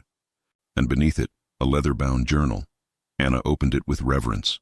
The entries chronicled the conservatory's final months. Descriptions of students, lesson plans, recipes for ink made from soot and wine. And then on the last page, they come at dawn. I will not play for them. But I will leave the violin for Ava. She understands. Music is not property. It is a promise. To the one who reads this, play boldly, love fiercely, and never let silence be the end. Beneath the words was a sketch, not of a violin but of a bird in flight. The same willow bird. They brought the journal back to Berlin. Scanned it, shared it. The collector's documentary quietly vanished from streaming platforms. But the biggest surprise came from an unexpected source. A woman walked into Elisa's workshop one rainy afternoon. She was in her late 60s, with sharp eyes and a Hungarian accent. She introduced herself as Dr. Ines Kovacs, Ilona's sister, Zofia's great-aunt, and, as it turned out, a retired forensic audio specialist with the Hungarian Academy of Sciences. "I've been following your work," she said, "and I believe I can help you find him." "Find who?" Anna asked. "Laszlo," Emisa replied. "He didn't die in a camp. He made it to France, changed his name, lived quietly near Marseille until 1998. She had proof, a death certificate, a burial record, a photograph of an old man playing violin with Romani musicians in a Provençal village square. "But why didn't he come back?" Martin asked. Emise smiled sadly. "Because some wounds don't heal by returning. They heal by letting go. He believed the music would find its way home without him." She handed Anna a small envelope. Inside was a faded photo of Laszlo, older, his hair white, his eyes still burning. On the back, in his handwriting, "For the one who listens." Now, as winter approaches, the project has taken on a new shape. They've partnered with a Berlin-based NGO to create silent lessons, music workshops for displaced children, using Laszlo's journal as a guide. Anna teaches not just technique, but his philosophy, that music lives in the spaces between notes, in the courage to be quiet, in the choice to begin again. The violin, meanwhile, continues to surprise them. During a workshop with Syrian refugee girls, one child, a 10-year-old named Layla, picked it up for the first time. She had never held a violin before. Yet when she drew the bow across the strings, the instrument produced a tone so pure, so luminous, that everyone in the room froze. Afterward, Layla looked at Anna and said, "It knew I was sad. It sang for me." Elisa believes the violin responds to emotional honesty. Martin thinks it's resonance. Anna simply calls it grace. But a new mystery has emerged. While cataloging the conservatory journal, Emise noticed something odd. The ink on the final entry didn't match the rest. Chemical analysis revealed it was added decades later, sometime in the 1980s. And the handwriting, while mimicking Laszlo's, had subtle differences. Someone had returned to the cellar long after he was gone. Someone who knew his words, his heart, his story, who and why. They've begun searching Stasi files for records of late-night visits to the conservatory site. Emise has reached out to former dissident networks in Budapest. Martin is developing software to analyze handwriting across Cold War-era documents. Meanwhile, the Monaco collector has gone silent. Too silent? Elisa's workshop was broken into last week. Nothing stolen, but the violin's case left open, as if someone had been listening. And then yesterday, a package arrived. No return address. Inside was a single sheet of music paper. On it, written in modern ink, was a new phrase, composed in the style of the elegy, but with a darker, more urgent tone. At the bottom, in neat script, "The silence is growing again. Are you listening?" The violin sits on its stand tonight, as it always does, facing the window. Outside, Berlin sleeps beneath a blanket of snow, but the instrument is awake. It has been played by rebels and refugees, by lovers and loners, by those who had everything to say and those who had lost their voice. It has crossed walls, survived erasure, and whispered truth in the darkest rooms. Now, it waits for the next hand, the next breath, the next note. Because the story isn't over, it's just finding its next voice, of course. Here is the next chapter in the unfolding journey of the violin, deepening its mystery, expanding its reach, and introducing a discovery that blurs the line between history and something far more elusive. This continuation remains open-ended, filled with questions, resonance, and the quiet hum of a story still being written. The new phrase arrived on a Tuesday, slipped under Elisa's workshop door like a secret the city itself had whispered. The paper was thick, handmade, watermarked with a faint image of a willow tree. The music was haunting, a 4-bar motif in D minor, built on descending fifths, then a sudden leap to a high A that didn't resolve but hung in the air, unresolved, aching. Beneath it, the words, "The silence is growing again. Are you listening?" Martin scanned it, ran spectral analysis, compared the ink to known Cold War-era documents. Nothing matched. The paper wasn't from Europe. It was Japanese washi, made from mulberry bark, aged but not antique. Someone had gone to great lengths to deliver this. Anna played the phrase on the Guarneri that evening. The moment the high A rang out, the room seemed to tilt. The violin didn't just produce the note, it pulled it from somewhere deeper, as if the sound had been waiting in the walls, in the floorboards, in the breath between heartbeats. That wasn't just music, Elisa said quietly. That was a summons. They posted the phrase online, not as a puzzle, but as an invitation. Within hours, responses poured in. A pianist in Kyoto harmonized it with a traditional shakuhachi melody. A string quartet in Reykjavik layered it with glacial field recordings. But one response stood out. It came from a user named Kumo Violin. With no profile picture, no history, just a 37-second audio file. They opened it with caution. The recording began with rain, then faintly a violin. Not the Guarneri. This tone was thinner, older, almost fragile, but it was playing the exact same phrase. And beneath it, spoken in Japanese, "If the bird flies west, the silence will follow." Martin traced the IP address. It bounced through servers in Osaka, Singapore, and finally landed, oddly, at a small internet cafe in Prague. When they called the cafe, the owner remembered a woman. Late 30s, quiet, always wore a long coat, even in summer. She came every Thursday, used the same terminal, left without a word. She had a violin case, he said. black, worn at the corners. The description sent a chill through Anna. Ava's case had been black and worn, but Ava had died in 2004, unless... They flew to Prague. The cafe was tucked beneath a crumbling Art Nouveau building near Wenceslas Square. The owner let them sit at the terminal she'd used. Nothing remained on the hard drive, but Martin found a ghost. A deleted browser history fragment leading to a single website. It was a digital archive titled, Voices of the Unheard. A private repository of music made under oppression. South African protest songs, Chilean Nueva Canción, Tibetan chants recorded in exile, and one folder, password protected, Project Tachibana. The name meant standing tree in Japanese, but it was also the surname of a legendary violin maker from Kyoto who vanished in 1945. Elisa knew the name. Tachibana Haru had been commissioned by the imperial household to build a violin for the crown prince in 1938. He completed it, but refused to deliver it. A violin made in wartime cannot sing peace, he allegedly said.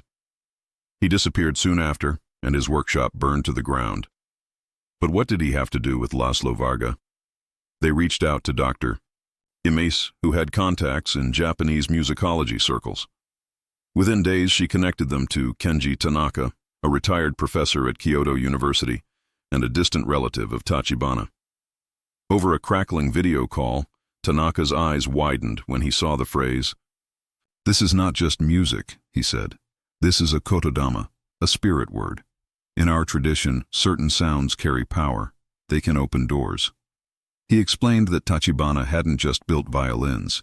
He believed they could store memory, like vessels. During the war, he'd hidden dozens of instruments in temples, caves, even buried them in gardens, each encoded with messages for a future that might listen. "And the willow bird?" Anna asked. Tanaka nodded slowly. "In Japan, the willow is the tree of sorrow and resilience. Its branches bend, but do not break. And the bird, it carries souls across rivers." He paused. "There is a legend. After the war, Tachibana was seen in Budapest. No one believed it. But, if he met Laszlo, they would have understood each other." The idea seemed impossible, yet the evidence was mounting. The Japanese paper, the Prague connection, the shared symbolism. Two men, continents apart, both refusing to let their art serve tyranny, both embedding truth in wood and string. Then came the breakthrough. While cross-referencing Tachibana's known apprentices, Imesi found a name, Ishikawa Mei. She'd fled Japan in 1950, settled in Vienna, and worked as a restorer for the State Opera. In 1956, she'd vanished from public records, just as the Hungarian uprising began. A search of Viennese immigration files revealed she'd crossed into Hungary in August 1956, and never left. Could she have helped Laszlo? Martin wondered aloud. Or learned from him, Anna said. They traveled to Kyoto in early spring. When the cherry blossoms were just beginning to fall like pink snow, Tanaka met them at the temple of Kiyomizu-dera, where Tachibana's last known workshop once stood. He led them not to a museum, but to a small shrine behind the main hall. Inside, on a simple wooden altar, rested a violin. It was unlike any they'd seen. The body was slightly narrower, the wood a deep, reddish maple. The scroll was carved into the shape of a willow branch, and on the back, inlaid in mother-of-pearl, a single bird in flight. "This is the Tachibana violin," Tanaka said. "It was found in a temple in Nara in 1989. No one could play it. The sound, it was too sad." Anna reached out. The moment her fingers touched the wood, she gasped. "It's been played by someone who knew Laszlo." How could she know? She didn't say. But Elisa saw it too. The wear on the fingerboard matched the Guarneri's pattern. Same positions. Same pressure. Tanaka handed Anna a small box. Inside was a spool of silk thread, dyed indigo, and a note in Tachibana's hand. To bind the broken. To carry the voice across water. They understood. That night, in a quiet room overlooking the Kamo River, Anna laid both violins side by side. Using the silk thread, she tied their necks together, not tightly but loosely, like two hands holding. Then she played the new phrase. The Tachibana violin responded, not audibly but vibrationally. Its wood hummed in sympathy. And when she played the high A again, something extraordinary happened. The two instruments began to resonate together, creating a third sound. A harmonic so pure it seemed to vibrate in the bones, not the ears. Martin recorded it, but the microphone couldn't capture its full depth. "It's not just frequency," he said, stunned. "It's presence." Over the next week, they worked with Tanaka to decode the Tachibana violin's secrets. Inside its sound post, hidden in a cavity sealed with lacquer, they found a tiny scroll of rice paper. On it, written in both Japanese and Hungarian, was a map. Not of streets, but of sound. It showed frequencies, resonant points, acoustic way stations across Europe and Asia, a church in Transylvania, a temple in Kyoto, a cave in the Carpathians, a bell tower in Prague. Each marked with a date and a phrase, and one location stood out. Berlin. Mauer Park, November 9th. The anniversary of the wall's fall. They're not just places, Elisa realized. They're listening posts, where silence turned to song. The map ended with a single instruction. Play the unanswered note where the wall once stood. The silence will speak. Now they prepare for November 9th, but they're not alone. Since returning from Kyoto, strange things have happened. Elisa's workshop was visited again, this time a single cherry blossom left on the Guarneri's case. Martin's encrypted files were accessed from an unknown device at Berlin Hauptbahnhof, and Anna received a postcard, postmarked Osaka, with no message, only a sketch of two birds flying toward each other. The Monaco collector has resurfaced too. He's not offering money anymore. He's offering partnership. "Think of what we could preserve together," his latest letter reads. "History needs custodians." But Anna knows the truth. History doesn't need custodians. It needs witnesses. They've invited musicians from every point on the map to gather in Mauer Park on November 9th. The Hungarian choir, the Kyoto ensemble, a Romani band from Transylvania. Even Layla and the Syrian girls will be there, playing small violins Elisa built for them. They'll form a circle around the ghost line of the wall. Anna will stand at the center with the two violins, the Guarneri and the Tachibana, bound by silk, and she will play the high A. Not as a question, not as a plea, but as an offering, because the silence isn't empty. It's full of voices waiting to be heard, yet questions multiply. Who is Kumo Violin? Is it Ishikawa Mei's descendant, a former student, or someone else entirely? Someone who has been watching, listening, guiding them all along. Why did Tachibana go to Budapest? What did he and Laszlo share in those final days before the crackdown? And what happens if the silent side does speak? Martin has begun building a new kind of microphone, one that doesn't just capture sound, but intention. Elisa is reinforcing the violin's seams, preparing them for the emotional weight of the performance. Anna practices daily, not to perfect the note, but to empty herself enough to receive whatever comes through it. Last night, as she played in her Dresden apartment, the old Guarneri did something new. Mid-phrase, it emitted a warmth, not sound, but actual heat, from the spot where Laszlo's name was scratched into the fingerboard. Anna didn't stop. She leaned into it, and for the first time she didn't feel like she was playing the violin. She felt like it was playing through her. The night before the gathering, they meet in Elisa's workshop one last time. Rain taps the windows. The two violins rest on the table, silk thread gleaming in the lamplight.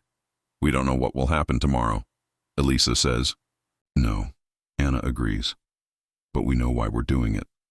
Martin looks at the map, now pinned to the wall, dotted with pins from every place they've been. "It's not about finding an ending," he says softly. "It's about keeping the song alive." Outside, Berlin sleeps. But the city is full of ghosts, of walls, of wars, of whispers, and somewhere in the dark, a bird flies west. The violins wait, not for silence to end, but for the next note to begin. Of course, here is the next chapter. In the unfolding saga of the violin, where music, memory, and mystery converge in a moment that defies explanation. This continuation deepens the enigma, introduces a revelation that reshapes everything, and leaves the story open, pulsing with unanswered questions and the quiet hum of a legacy still being written. November 9th dawned gray and still over Berlin, as if the city itself were holding its breath. By midday, Mauer Park had transformed, not into a concert venue, but into a living threshold. No stage, no amplifiers, just a wide circle drawn in chalk on the old death strip, where the wall once cast its long shadow. They came from everywhere. Zofia and her choir from Budapest, their voices humming Hungarian lullabies as they walked. The Kyoto ensemble, 4 musicians in indigo kimonos, carrying shakuhachi flutes and a koto wrapped in silk. Layla and the Syrian girls, clutching their small violins like talismans. A Romani band from Transylvania, their fiddles already tuned to the old modes. Even Dr. Amis had flown in, her eyes bright with anticipation.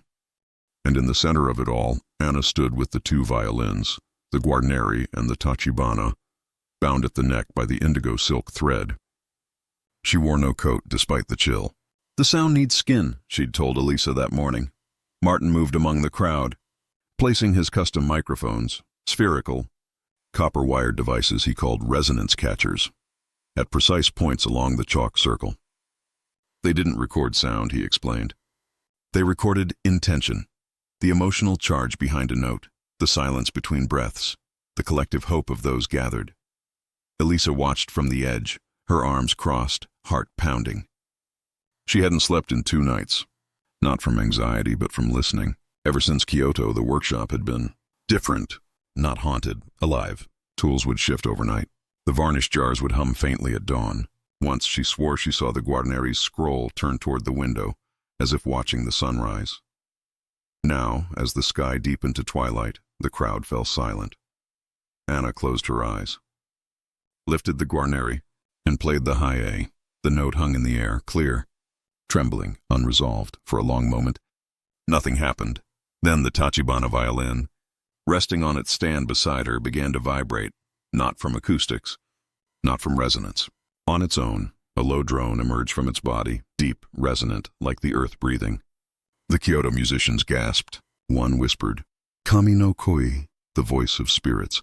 And then it began, from the resonance catchers, from the very ground beneath their feet, from the air between the trees, voices rose, not recorded, not amplified, present. Laszlo's voice, clear as if he stood beside them. "Play boldly." A child's whisper in Hungarian. "Is it safe to sing now?" Tachibana's voice, speaking Japanese. "The tree remembers its roots." Ava's hum, the folk melody she'd carried all those years. And beneath it all, a chorus of others. Dozens, maybe hundreds, speaking in languages from every place the violins had been. Romanian, Arabic, German, Romani, Syrian, Arabic, Japanese. It wasn't a recording. It was a convergence. People wept. Some fell to their knees. Layla reached for Anna's hand without breaking the note. The high A didn't end. It unfolded. For 17 minutes, the exact length of Laszlo's final lesson, the park became a vessel. The chalk circle glowed faintly, not with light, but with warmth. Martin's instruments registered not decibels, but something he later described as emotional luminescence. And then, as suddenly as it began, it stopped. Silence returned. But it was different now. Lighter, full of space, not emptiness. Anna lowered the bow. Her face was wet with tears, but she was smiling. In the stunned quiet, a figure stepped forward from the crowd. She was in her late 20s, with sharp eyes and a long black coat. Her hair was pulled back, revealing a silver willow bird pendant at her throat. She walked straight to Anna and held out a small lacquered box. "I'm May," she said in accented but clear German. Ishikawa May's granddaughter. "And this," she opened the box, "belongs with the others." Inside was a third violin, smaller than the others, almost delicate. Its wood was pale, almost white, with a scroll carved into the shape of intertwined hands. On the back, inlaid in mother-of-pearl and silver, 2 birds flying toward each other. "The white willow," May said. "My grandmother built it in 1957 after she returned from Budapest. She said it was for the child who would one day bring the others home." Anna reached for it with trembling hands. the moment her fingers touched the wood. The Guarneri and Tachibana both emitted a soft harmonic, like a sigh of recognition. May explained that her grandmother had spent years tracking the Guarneri's journey through Stasi files, refugee networks, even coded letters hidden in sheet music. She'd built the White Willow not as a replica, but as a bridge, an instrument designed to harmonize the other two, to balance Hungarian fire with Japanese stillness. She called it the violin of reconciliation, May said, because some wounds aren't healed by truth alone, but by the courage to play together. That night they gathered in Elisa's workshop, the three violins resting on a single table like old friends reunited. May played the White Willow first, a melody that blended Hungarian folk modes with Japanese gagaku scales, creating something entirely new. Then Anna played the Guarneri.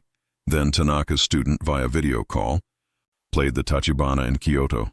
The three sounds wove together, not in harmony in the Western sense, but in dialogue. Question and answer, grief and grace, memory and hope. Martin recorded it all, but he knew no speaker could reproduce what they'd heard in the park. It wasn't just sound, he said. It was presence made audible. In the days that followed, the world tried to make sense of what had happened. Scientists proposed theories: infrasound, mass hallucination, infrasonic resonance from underground springs. Skeptics called it collective suggestion, but those who were there knew better. And then, the emails began. Not from collectors or journalists, from ordinary people. A woman in Sarajevo wrote that she'd heard her grandmother's voice in the chorus. A man in Hiroshima swore he recognized his grandfather's prayer. A teenager in Damascus said the White Willow's melody matched a lullaby his mother sang before the war. Each message carried the same question: how do I listen? They realized then the violins weren't just archives. They were antennas. But the greatest revelation came from May. While helping Elisa catalog the White Willow, she pointed to a hidden compartment beneath the fingerboard, a design her grandmother had borrowed from Tachibana. Inside, wrapped in silk, was a single sheet of music. It was a trio, 3 parts, written for Guarneri, Tachibana, and White Willow. At the top, in Ishikawa May's hand, for the day the walls fall inward, and at the bottom, in a different ink, Laszlo's, we were never alone. Now, they prepare for the next gathering, not in Berlin, not in Budapest or Kyoto, but in a place none of them had considered until now. May showed them a map her grandmother had left behind. On it, 3 lines converged at a single point, the Carpathian Mountains near the Romanian-Ukrainian border. At the center, a symbol of 3 birds in a circle. There's a monastery there, May said, hidden for centuries. My grandmother called it the listening place. They plan to go in spring when the snow melts and the willows bloom. They'll bring the 3 violins. They'll play the trio, and they'll listen, but new questions haunt them. Who else is listening? The Monaco collector has vanished, but his foundation now funds acoustic heritage projects in Eastern Europe. Too close to be coincidence. And then there are the dreams. Anna dreams of a 4th violin, made not of wood, but of light. Martin dreams of a room filled with hundreds of violins, all playing the same note. Elisa dreams of Andrea Amati, standing in her workshop, smiling. May says her grandmother had the same dreams before she died. They're not dreams, she says. They're invitations. As winter deepens, they work quietly. Elisa reinforces the White Willow's seams.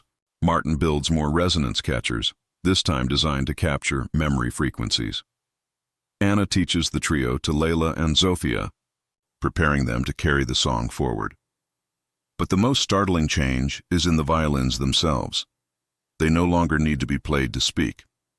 On quiet nights, when the workshop is empty, the 3 instruments emit a soft, shared hum, a chord that shifts with the moon, the weather, the news from distant wars. It's not loud, but if you stand very still, you can feel it in your bones. Last week, Elisa left a glass of water on the workbench. When she returned, the surface was rippling, not from vibration, but from something deeper. Tiny waves forming the shape of a willow tree. She didn't tell the others. Not yet, because some truths are too fragile for words. Now, as the first snow falls over Berlin, the violins rest together on a single stand, their bodies touching, their strings aligned. The indigo silk thread has been replaced with one woven from cherry blossom. Fibers and Carpathian flax, gifts from Kyoto and Transylvania. They are no longer three. Instruments, they are a conversation, a promise, a living archive of all the voices that refuse to be silenced.